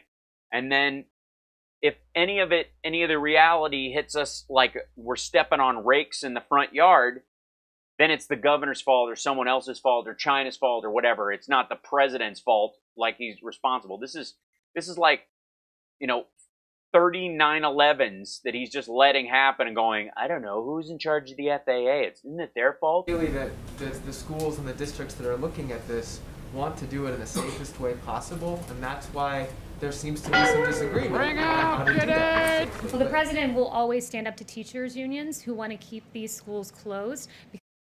Why? If the teachers' unions work, they want to go to work. They want to work. They make a living working. They make a living teaching. If they don't want to go back to school because it's not safe, and a kid who won't die of the disease could bring the disease from home and kill them, it's a point of concern.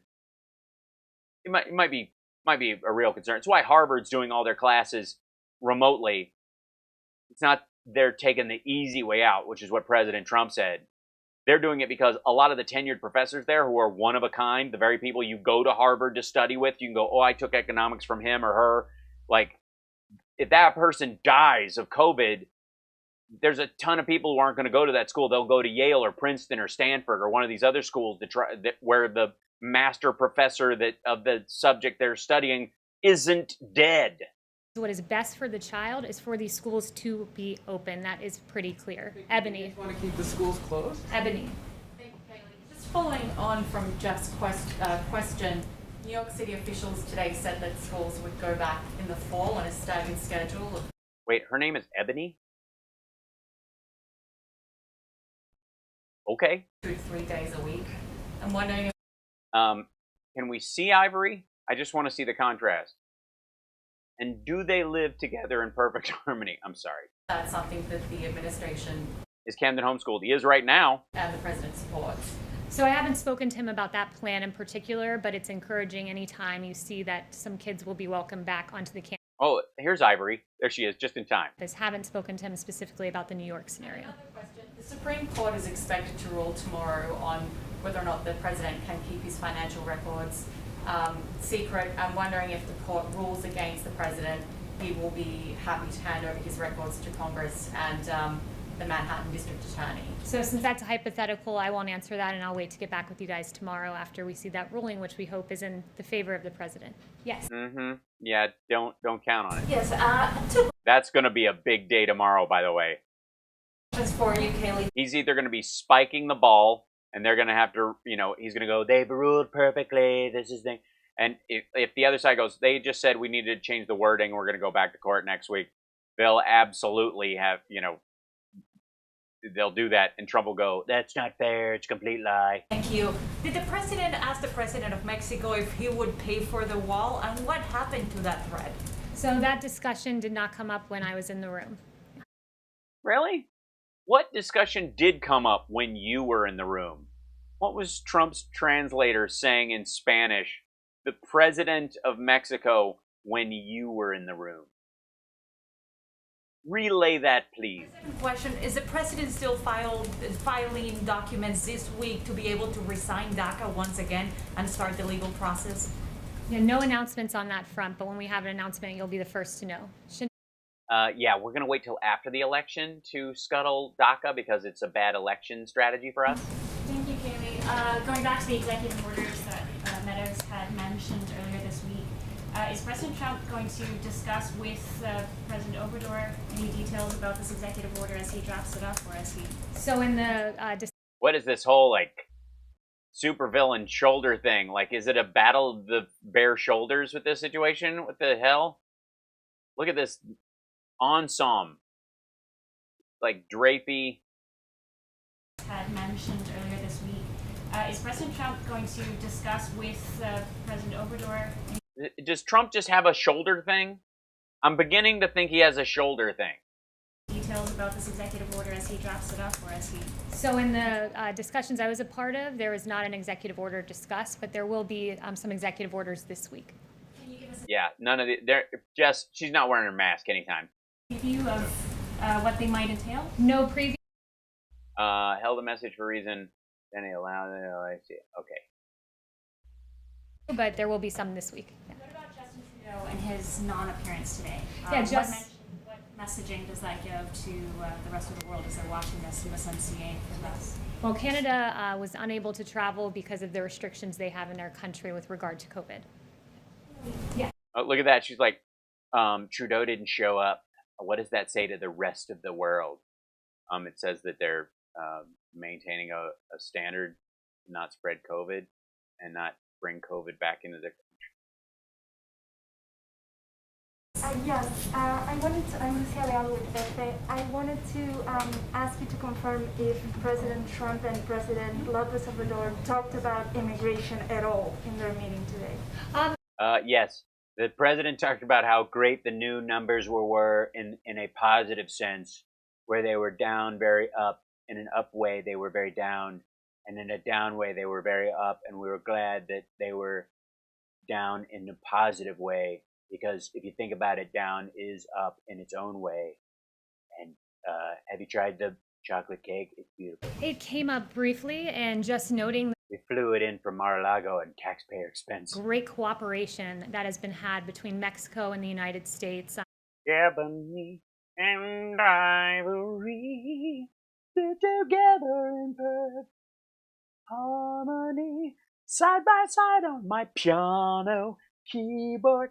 Oh Lord, why can't Kaylee? Mexico mobilizing those troops to the border went a very long way. President Obrador has been On keeping Americans out of Mexico. Great partner to this country, both on the USMCA and with regard to immigration and with regard to drug interdiction. A lot of lives have been saved thanks to President Trump and President Obrador's cooperation. Yeah, the fentanyl that's coming in is from China. It's being mailed in. FedEx is the main carrier. There's nothing Comes in through seaports. that President Trump asked President Lopez Obrador to do on immigration or the border. So I won't get into their private details and private Answer is, I don't know. conversations other than to note that there's I don't know. great cooperation, and that was noted today. Yeah. Yes. Thanks, Kaylee. 2 questions. Following up on Jeff's question. Why do you always have to follow up on Jeff's question? Listen. Wait 1 second. I'm gonna transfer this over. Kaylee, why do they always have to follow up on Jeff's question? Okay. Listen, Jeff, why don't you keep your stupid questions to yourself, okay? Kaylee and I have had enough of it. You have, from behind the podium, talked about the importance of federalism, local and state. These kind of dishes. Never mind. I take it back. I got carried away. Sometimes I get accidentally on Kaylee's side, and it's weird. Officials being able to decide what to do with their own residents. How come when it comes to schools, the president is threatening schools, saying that if they don't follow his guidance in terms of what they should do in reopening, that he's going to threaten their funding? Why is that federalism principle not being followed? Because he thinks that Yeah, exactly. Like, what he's saying is, why would a conservative even tweet a ridiculous idea like funding that? should go to the child. It should be there for children who are going to school, keeping schools closed down. So if we pay children to go to school, so we should commercialize all schools. Children, you know what we need to do is scrap child labor laws. What could be more libertarian conservative than that? You know what we need? Sweatshops. Thanks, Kaylee. Great move. Is an untenable prospect, and if this administration is going to stand for anything, it's going to be. I think I kind of look like a rosy-cheeked version of Sally Fields. Honestly, and that's in a good way. You can call me Frog.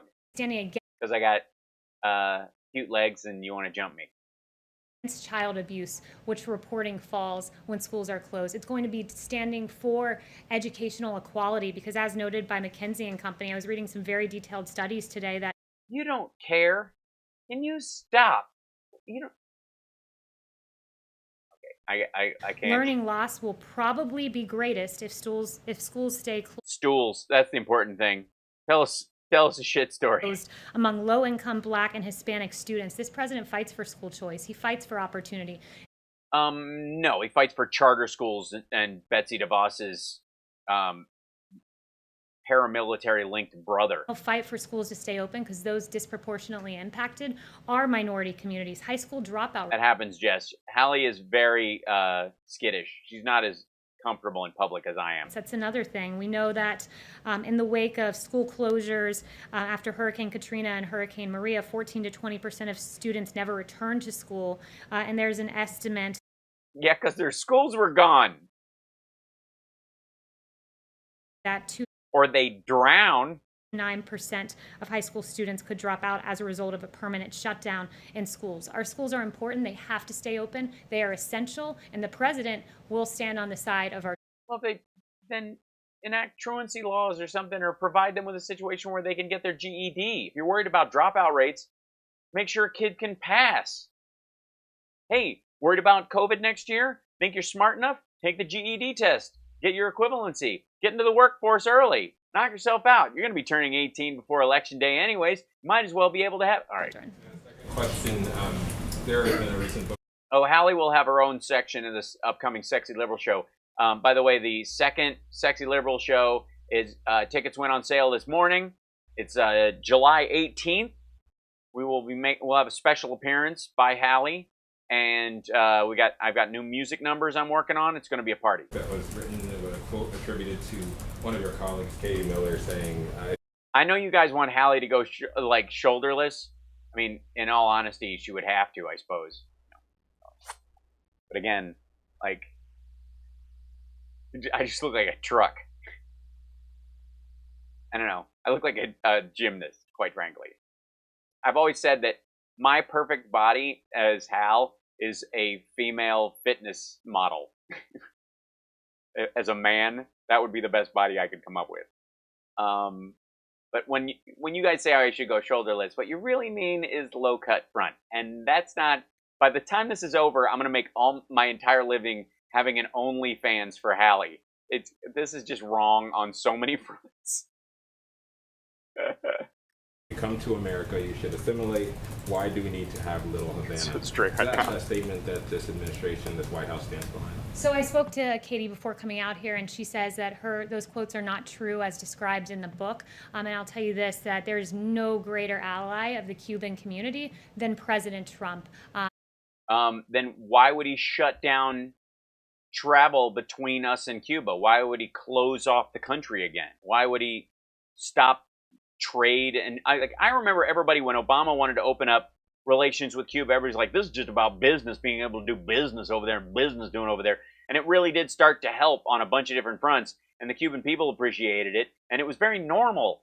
Cuban people that live in the United States who had escaped could go home and visit family. All kinds of stuff was normalizing, and Trump gets in and shuts down all that travel. Why? Because Obama did it, not because it was a bad idea. He loves the Cuban community. He's moved his residence down to Florida, South Florida in particular. By the way, Hallie doesn't get nearly enough super chats to show up as much as she does. I'm just saying. Speaking as her agent. And there's no greater advocate against socialism than the Cuban community in this country, and then this president who said America will never be a socialist country. Yes. Yeah, we're not.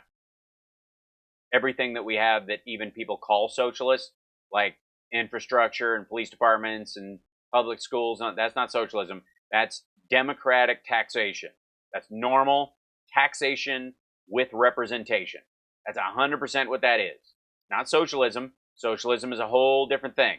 Democratic socialists can make up a new name for the word. You can rephrase it all you want. But as far as a political ideology, socialism is in and of itself the ownership of the production by the government and control over those things. Like, it's not just that we have fire departments. I used to buy into that all the time too. All it is, we have naturally in our country, without any introduction of socialism, a structure in place where taxes are taken for the betterment of the country, and instead of going into the pocket of a king like they would, or having him spend them on standing armies just because he wants to, they go into the communities in ways that we see fit, and we vote on people who will direct those tax dollars in areas we think need attention. That's not socialism. That's democratic taxation. Taxation with representation. There's no, like, socialism is just a word people are attaching to that. This is an element of democracy that is key and specific to democracy. It doesn't need a sidecar of any other political ideology to be a fact of our union. Good God. Thanks, Caleb. So the city of Houston just a little while ago canceled the Texas Republican convention because of COVID concerns. Sure. Any fresh thoughts about scaling? Not so much about the concerns, about the rising hospitalization rate and the fact that their hospitals are jacked up, their ICUs are full, and if they have one of these conventions, a lot of the people that show up are gonna just have a bunch of, how shall we put it, comorbidities. Back Jacksonville? No, we're still moving forward with Jacksonville. It'll be a safe event. Thank you, Rob. Kaylee next to Hallie is like the Grail next to Wonder Woman. Like Grail. Keep it the good fight. Thanks, Rob. I appreciate it. And it will be a good event, and it will be up to the RNC as to how thanks, Ninka. Details are are you. hashed out. And thanks for the bits for Hallie. Love bits. Is that what that is? That's pretty sweet. Ask an education question, not lower school, but by the way, Rob is responsible for the computer we're using currently right now. So big round of applause for Rob. Thank you, Rob. Colleges and universities. And a special gift that's going out to the patrons who've been with us the longest. Summer is doing the arranging of mailing that stuff out, and it's on its way to you guys. It'll be exciting. A couple of them, at least, are challenging the ICE ruling having to do with visas for foreign students when the universities are not holding in-person classes. And I'm wondering if that is aimed at pressuring colleges to fully open, that feel maybe that it's not safe to do so. I think the policy speaks for itself. You know, you don't get a visa for taking online classes from, let's say, University of Phoenix. So why would you if you were just taking online classes generally? And I would note with regard to Harvard and MIT suing over this, and all due respect to my former alma mater, perhaps the better lawsuit would be coming from students who have to pay full tuition with no access to in-person classes to attend. What did you learn at Harvard besides how to lie in Jesus' name? Also, I would recommend finding a new razor, getting a slightly closer shave so people don't think that the color's not natural. I don't know how else to put this. Very embarrassing. When it comes to the flexibility with she insists on pointing very high. Jacksonville event, could that flexibility include moving events elsewhere if the case counts continue to rise in Florida? Even what is that? What's happening with that mask? It's very busy. There's a lot going on there. I don't mind it. Glad he's wearing one, but it's got like a secondary flap or something stuck on it. Get your mask game together, people. And I want that road case that's over your left shoulder. Possibly back to Charlotte if the cases stabilize there or go down? You know, I'll leave that to the president and not engage in hypotheticals, but he's very excited to go to Florida. It's his home state. It's not his home state. He doesn't live in Florida. The president does not have a residence in Florida. That is a lie. Jacksonville is the... Yeah, the Pitt thing, Melinda, it's kind of like, she's like the brat Barbie doll version of LL Cool J's Mama Said Knock You Out video, where you're just like, I love this, but God, dude, you might want to switch deodorants. Designation and the designated place of the Republican National Convention. Consider how to proceed forward. Connie says, I'm disappointed there are no Biden masks in the press corps. You have to understand, Kaylee and the president view every mask as a Biden mask. Do you understand? Every person wearing a mask is like a secret Biden supporter to them. Because it's so politicized for them, they can't imagine being a Republican, a real Republican and wearing a mask. As schools are potentially... Yes, and Can't Stop Lying, thanks for posting that. Vote.org, people. Vote.org.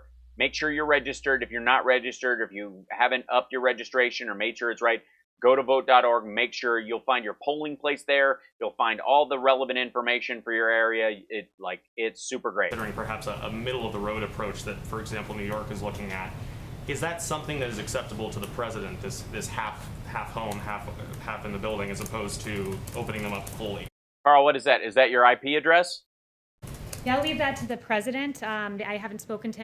Oh, I need to make some Zoltan masks, but I haven't found a company that makes decent ones that I like enough. Specifically about the middle of the road approach, but I will talk to him about that and get an answer for you. One thing I want to leave you with, and thank you all, these were very good and very thoughtful questions, so I appreciated them. This is a bit of a news item. The Kansas City mayor and the governor wrote to the governor, rather, a letter that said this: "We are at a crisis point." Of Kansas City, Kansas, or Kansas City, Missouri? Because of Missouri, that fellow was there yesterday. It was at the White House with the president. He wanted to thank the president, the first lady, and the president, and the vice president, and the second lady, and the Mr. and Mrs. third president, and whatever who else does that there. Mr. Meadows and the third lady. like to thank y'all for coming down there. Wonderful. Said an additional help was needed to provide more tools for law enforcement and prosecutors to interrupt conspiracies to commit murder and the violent acts, particularly offenses committed by felons using deadly weapons in the streets of Kansas City. Yeah, right-wing boogaloo boys. Might want to send some FBI fellas down there. You know, the FBI, a.k.a., according to the president, the scum of the earth. Maybe send some of them down there with some ATF people who, G. Gordon Liddy, a famous conservative, once said were jackbooted thugs and needed to be shot in the dome. Maybe send some of those folks down there to interrupt that. As of yesterday, Kansas City had reached 100 homicides, a 40% increase from last year, according to the mayor's office. Absolutely tragic numbers. And Attorney General Barr has announced that the launch, there will be a launch of what's going to be called Operation Legend. It's a Operation Legend? Really? I love that movie. Is he going to dress up like Tim Curry's devil? new initiative designated to fight the surge of violent crime that we've seen in Kansas City, directly in response to those requests by the mayor and by the governor. And specifically, Operation Legend's going to focus on a federal effort to increase law enforcement presence in the city. Attorney General Barr has directed agents from the Department of Justice's law enforcement agencies, the FBI, U.S. Marshal, DEA, and ATF to be on the ground in Kansas City within the next 10 days to help state and local officials fight the surge of violent crime. Operation Legend is named after 4-year-old Legend Taliaferro, who tragically died on June 29th. Oh, Jesus. They're going to put up a picture of this poor kid? As a result of being shot in the face while he slept in his home. Taliaferro survived a heart surgery as an infant, and he tragically lost his life. And we at the federal government want to make sure that that never happens and use our resources to the fullest extent of the law to ensure that individuals and young children like Legend are able to live their lives and live so peacefully. Thank you so much. Really? Hello, That's the walk. That's the walkout? 4-year-old shot in the face. Keep America great. Bye. You know that happened while your dude was president, right?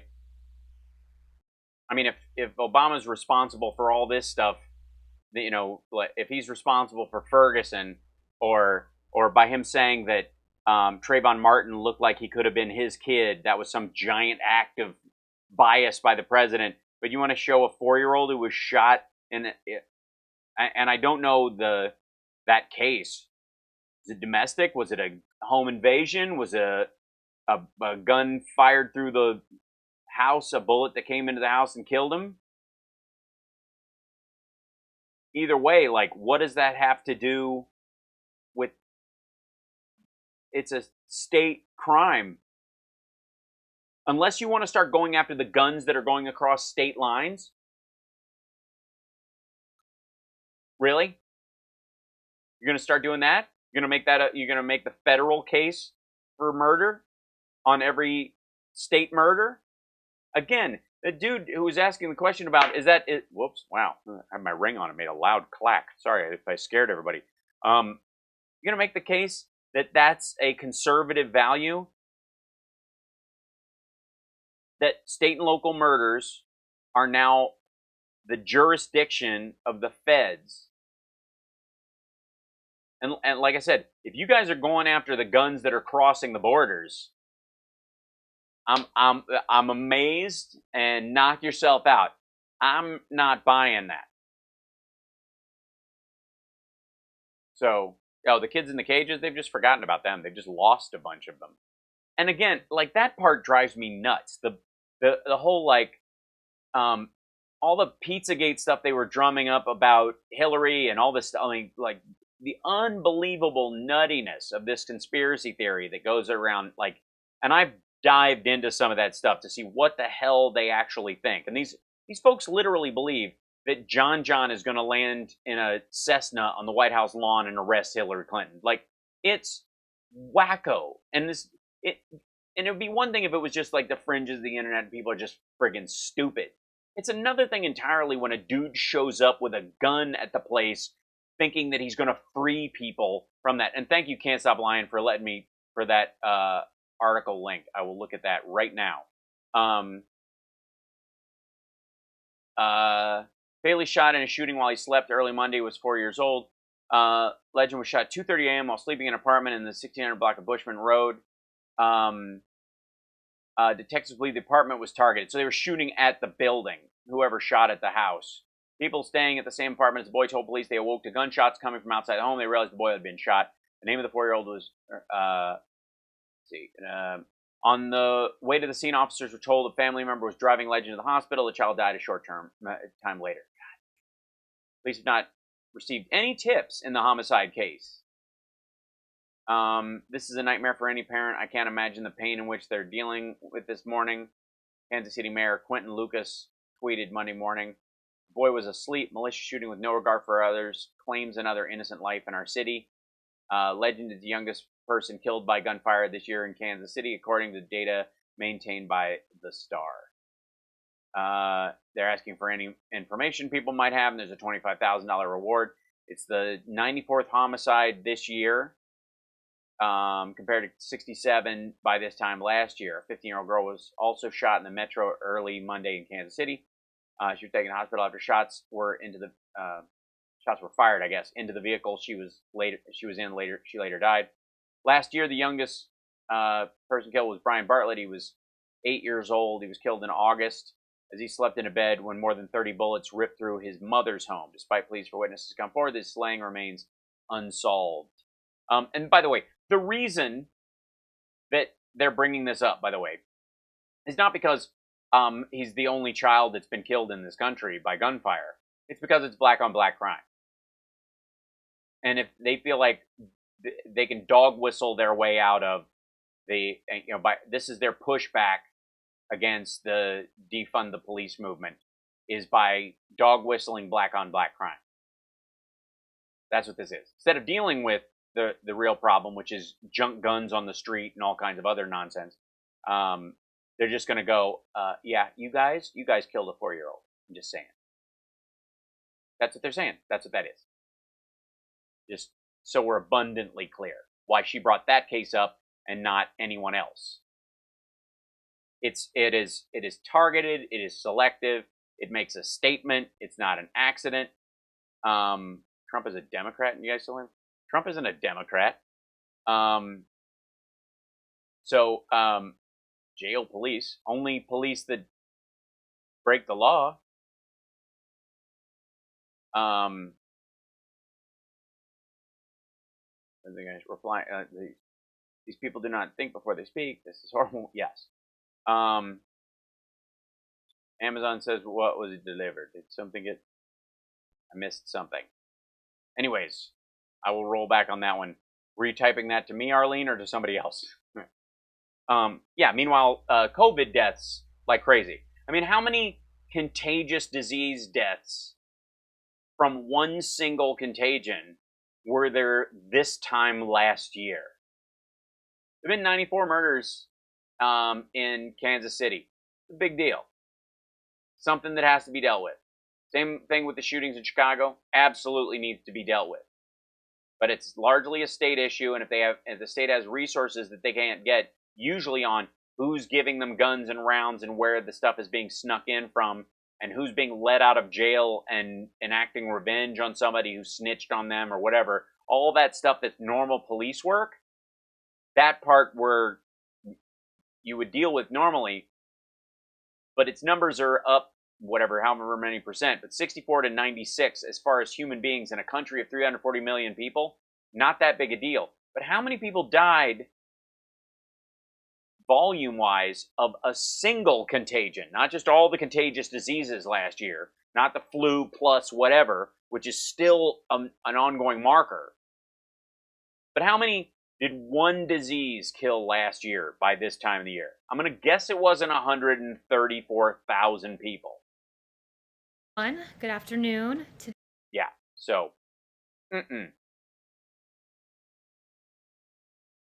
So that, and this is going to be an ongoing thing. Like, this is just the absurdity. But either way, we will see this. And tomorrow, I have no doubt there will be some noise around this whole the Supreme Court ruling about whether or not Trump has to show his taxes and his finances, because he lied. He lied. I mean, the reason they need to get it is because he told the IRS one thing and the state tax board one thing, and his lenders something totally different. He overvalued his stuff with the lenders and undervalued his stuff with the tax, either a state tax or a federal tax systems. So I don't know why they wouldn't legally have the right to look into that. It's not illegal to charge the president with a crime. He doesn't, just because he was elected. And this was the pushback that they did, if you'll recall, when the Russia stuff started getting investigated for real. One of their biggest defenses, their fallbacks after they realized that all the evidence pointed to that it was true, and he still managed to weasel his way out of it. And then the Ukraine thing happened, and he gets impeached, but he doesn't get removed.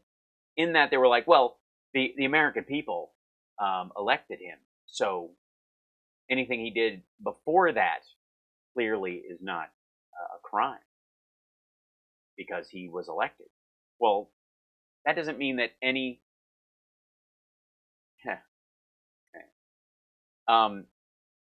So anyways, that's one of these things that they regularly throw in as a part of their argument, that he was elected. Therefore, I mean, obviously the American people are okay with his crimes. Never mind the fact that he lost the popular vote, and even in the states where he gained the electoral vote edge, he only won by 73,000 votes, largely because people didn't show up.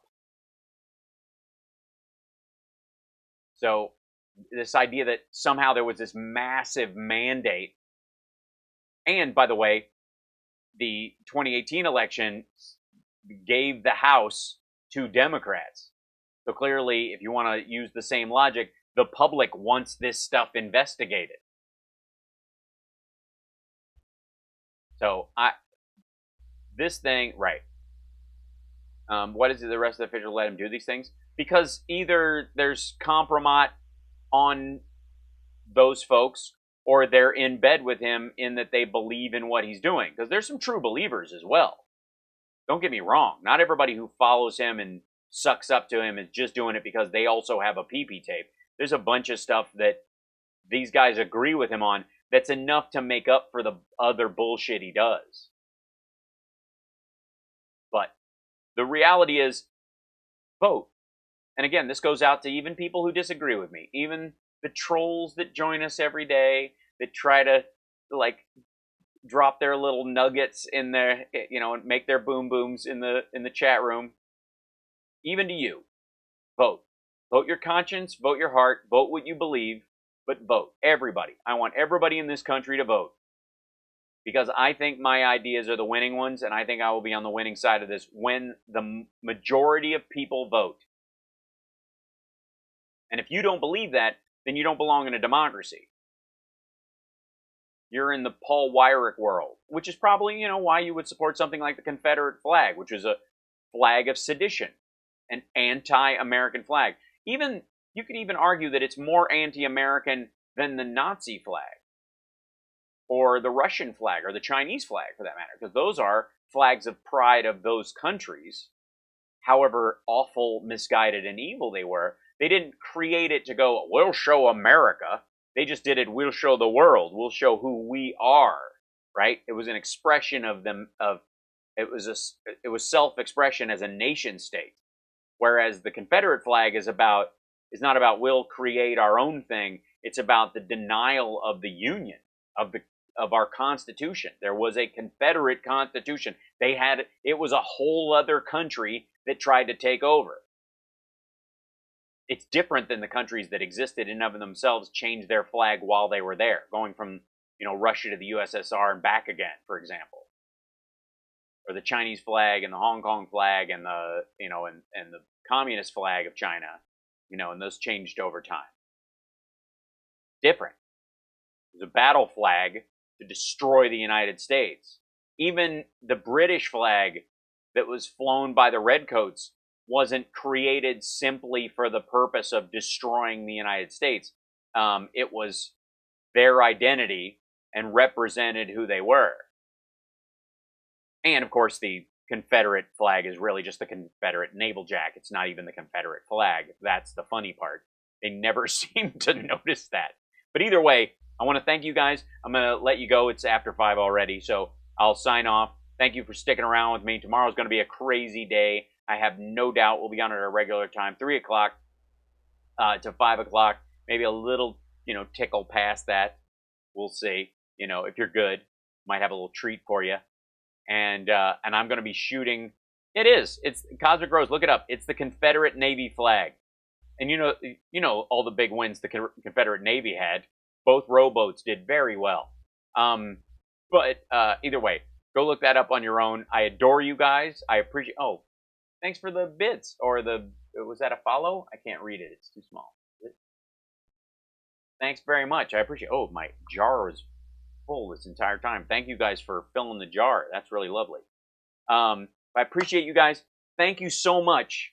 Oh, you got an emote thanks to Jermaine Graham. Well, thanks. Thanks, Gemma Ingram. Is that what that is? I think so. Thank you. I appreciate you guys. Thanks for all the new patrons who've joined us as well, and the ones who've been sticking with us for a while. Like I said, we got a special treat coming your way. If I can find a place that makes Zoltan masks, I'll send them out to every patron. That's the hard part. Just getting orders filled of things right now has been difficult. I ordered new patches a long time ago, and they have still yet to arrive. In the interim, I may just switch the color because I have some in the other colors available. And the people who've been with me the longest who've been to band shows will get a red one soon as well. But in the process, we're going to try and add those. But we do have a special treat for our top 30, I think, long-term patrons, which is pretty cool. And I did, Amy. Thank you so much. So I appreciate your support. Patreon.com/HalSparks, or you can PayPal me, paypal.me/HalSparks. Or you can super chat like you do, the bits, the cheers, the subscriptions on Twitch. They all help, and I greatly appreciate it. If you can't afford to do any of those things because right now things are tight and you just need this breath of sanity every day, then I will be here for you. You don't feel obligated to give or anything. You can thank the people who do and show your appreciation for them, because that's really the cool part. But there's no obligation here for anybody. I will do this regardless. Because I feel like we all need it, and it's a lot of fun to see you guys every day. It means a lot. Really a joy. So take care of yourself and take care of somebody else, and we will see you come the morn. I might start adding, we'll see about this, but I might start adding a morning show thing that's less of this stuff and more just a hangout. But it's going to be, it may have to wait until Cam goes back to whatever is considered school, but I will prep for it. And I've got a lot of shooting to do for the Sexy Liberal show. I'm filming stuff at home. Thank you, Brian, for the upping of the Patreon. So great, you guys. So awesome. I can't tell you guys, it's so heartening to see that, and the support is beautiful. So I will see you guys tomorrow. Thank you again just for being here. Thanks to everybody, and even the people at Facebook. I'll even thank you guys for showing up. As awful as some of you are, and you know who I'm talking to, the rest of you are lovely. I appreciate the ones, especially the ones on Facebook who weed through all the assholes who show up, and you just kind of show up and go, hey, I'd like to watch this. This seems fun. I think I'll put my 2 cents in. And some nutcase anti-vaxxer decides to do his loosely translated from Russian diatribe. I mean, it's a lot. So, yeah. Wear your mask, clean common surfaces, cough into your elbow or your, or sneeze into your elbow. And if you don't have to go out, don't. Biden 2020. There. How you like that? All right. We'll see you guys tomorrow. Okay. Bye, everybody. Does it work? Does the screen work? Oh, look at that. I did Hallie and it froze. So you'll just have to hang out with me while I do the audio at the end. This will be fun. You get to see me actually go through the process of shutting the show down. Where I throw the music in. And I put all these sound effects in. I want you to know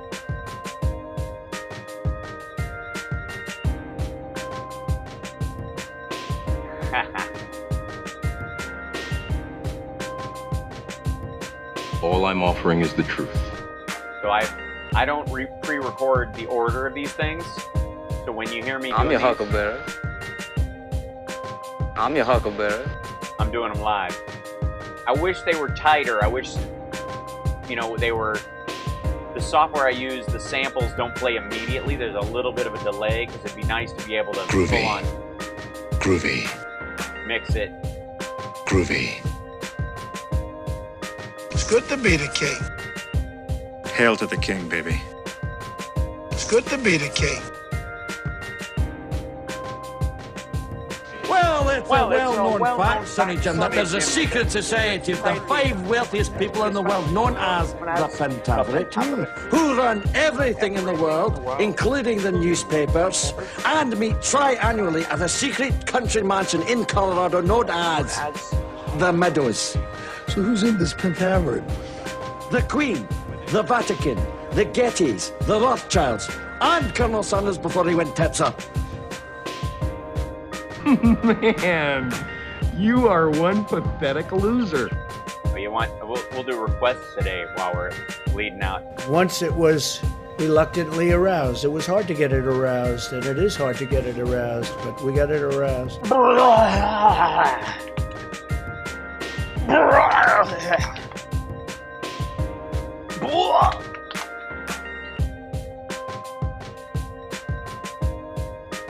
A chat with you and somehow death loses its sting. What do you say we cut the chit-chat? A-hole! Butthole! Butthole! We're honored to have with us today our amazing Vice President, Mike Pence, and his wonderful wife, Karen.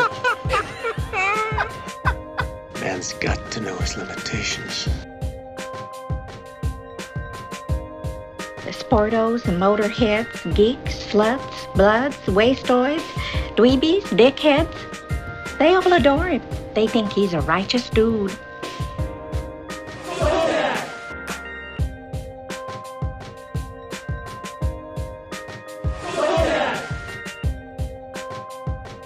I was thinking of the immortal words of Socrates, who said, I drank what? And you know, when you say per capita, there's many per capitas. It's like per capita relative to what? All I'm offering. To be a moron. To be moronical. An imbecile. Dr. Hail to the king, baby. It's good to be the king. It's good to be the king. I'm dead sexy. Leon's getting larger. Looks like I picked the wrong week to quit amphetamines. Listen, Betty, don't start up with your white zone shit again. Diet Coke! I'm your father, Luke. Give in to the dark side of the force, you knob. Okay, I'm gonna take off. I'm gonna take off. Take off, eh? I will. He hunts no! All right, I gotta go. The golden rule. He who has the goal makes the rule. I know, and the rules are I can't stay on streaming all night. My son will get mad at me because he wants me to play League of Legends with him. And he's got a very short window. Does anybody else have rules about when their kids can play video games and they stop at a certain point so the kid can go to sleep? Am I the only person who does this? Not before noon, not after 7 p.m. You don't get to play the whole time. You can't do it before or after. Period. End of story. That way you can ease into dinner and sleep, all that stuff. You're not waking and baking like some ne'er-do-well teenager. You know what I mean? I'm a land farmer, motherfucker! I know. We've got entirely too many troublemakers here. Talking to you, Facebook. Call me Snake. I've almost got a mullet. We'll work on it.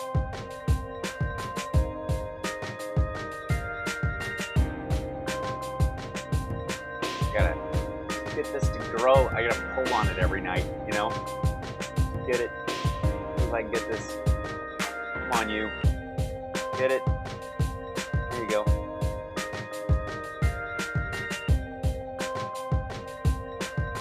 It'll get there. Give me some time. Going full mullet. Don't be afraid. All right, I'm going to sign off. Okay, take care of yourself, guys. I will see you tomorrow. Bye. Have a good night.